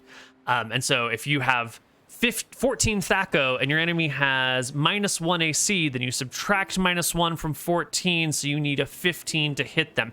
It's a terrible approach. You shouldn't have to subtract one number from another number and then roll higher. You should just say, my AC is here, I've rolled to hit above that. It's so much simpler. Why would you do it any other way? So that very obvious adjustment, making AC start from 10 and go up, and getting rid of Thaco and just giving you an attack bonus that starts and goes up is my most favorite approach. It's not particularly the most clever, but it turns 2E from a game that is very difficult for new people to pick up into a game that is much, much easier to pick up and walk around with. 2 more quick questions. We'll save some for next week. Question for MrMouton: does Neal hate his old master? Short answer, no. He just felt a little scammed that he's getting to go to like become a wizard, but you have to work for me for like 20 years in like indentured servitude. So Norm doesn't hate his master. He just saw an opportunity to get the fuck out, and he did. And the last question for Koibu: now that the sword was sacrificed, could we get details on what its stats were? What? The Paladin sword, sword. the paladin sword. Well, Or not the paladin, knight's sword. but Yeah. the knight's sword that glue. Glue. Glowed? Sorry, glowed. Yeah, glowed. Oh, the one that you sacrificed to Rohi. Right. Yeah. It took me like 5 minutes to figure it out. No, I actually can't tell you what it is. This is one of those. Shit. This is maybe one of the rules. Maybe not like a mechanical rule, but like a DM perspective rule that I really enjoy. Is I always want to put my players in a position that if they do something, they get to know and get all the rewards, but if they don't go down a path, then that path is just going to be an unknown. And the hope behind that is that it will cause people to go after the things they're actually interested in. So there's no like, oh, you didn't do this thing, here's the spoilers for what it would have been. It's just going to remain like a darkened mystery until such time as it is discovered. And that way players won't be like, oh, I want to know what's over there, but mechanically it's better for us to do this thing, and I'll just like get my answers later in years. That's a good point. Yeah. And that way the players, if they want to know something or figure something out, if like the players are curious, hopefully it motivates their characters to have curiosity and to follow down unoptimal paths just to like satiate their knowledge. So spoilers like this I prefer not to give out unless there's Short mitigating answers reasons. get fucked. Get fucked. Yeah. Thanks, Nick. All right. If you want to name something on our ship, or name one of the crew members. I think we have 40 new crew members to name, and they might get called out, whatever. Go on the Patreon. If you are a $3 per month tier or above, there's a new post there, or in the Discord. Check it out. Put a name in there, 1 per person, and I'll ship it over to Koibu and you can start naming some NPCs. Nice. Awesome. Thanks for watching, everybody. We'll Great be back session. in 2 weeks. Thanks for watching. Yep. Come to the Reddit thread. Post some questions. And see you next week. Ciao. No, not next week. Not next week, right? Week after. Week after. Bye-bye. Bye-bye.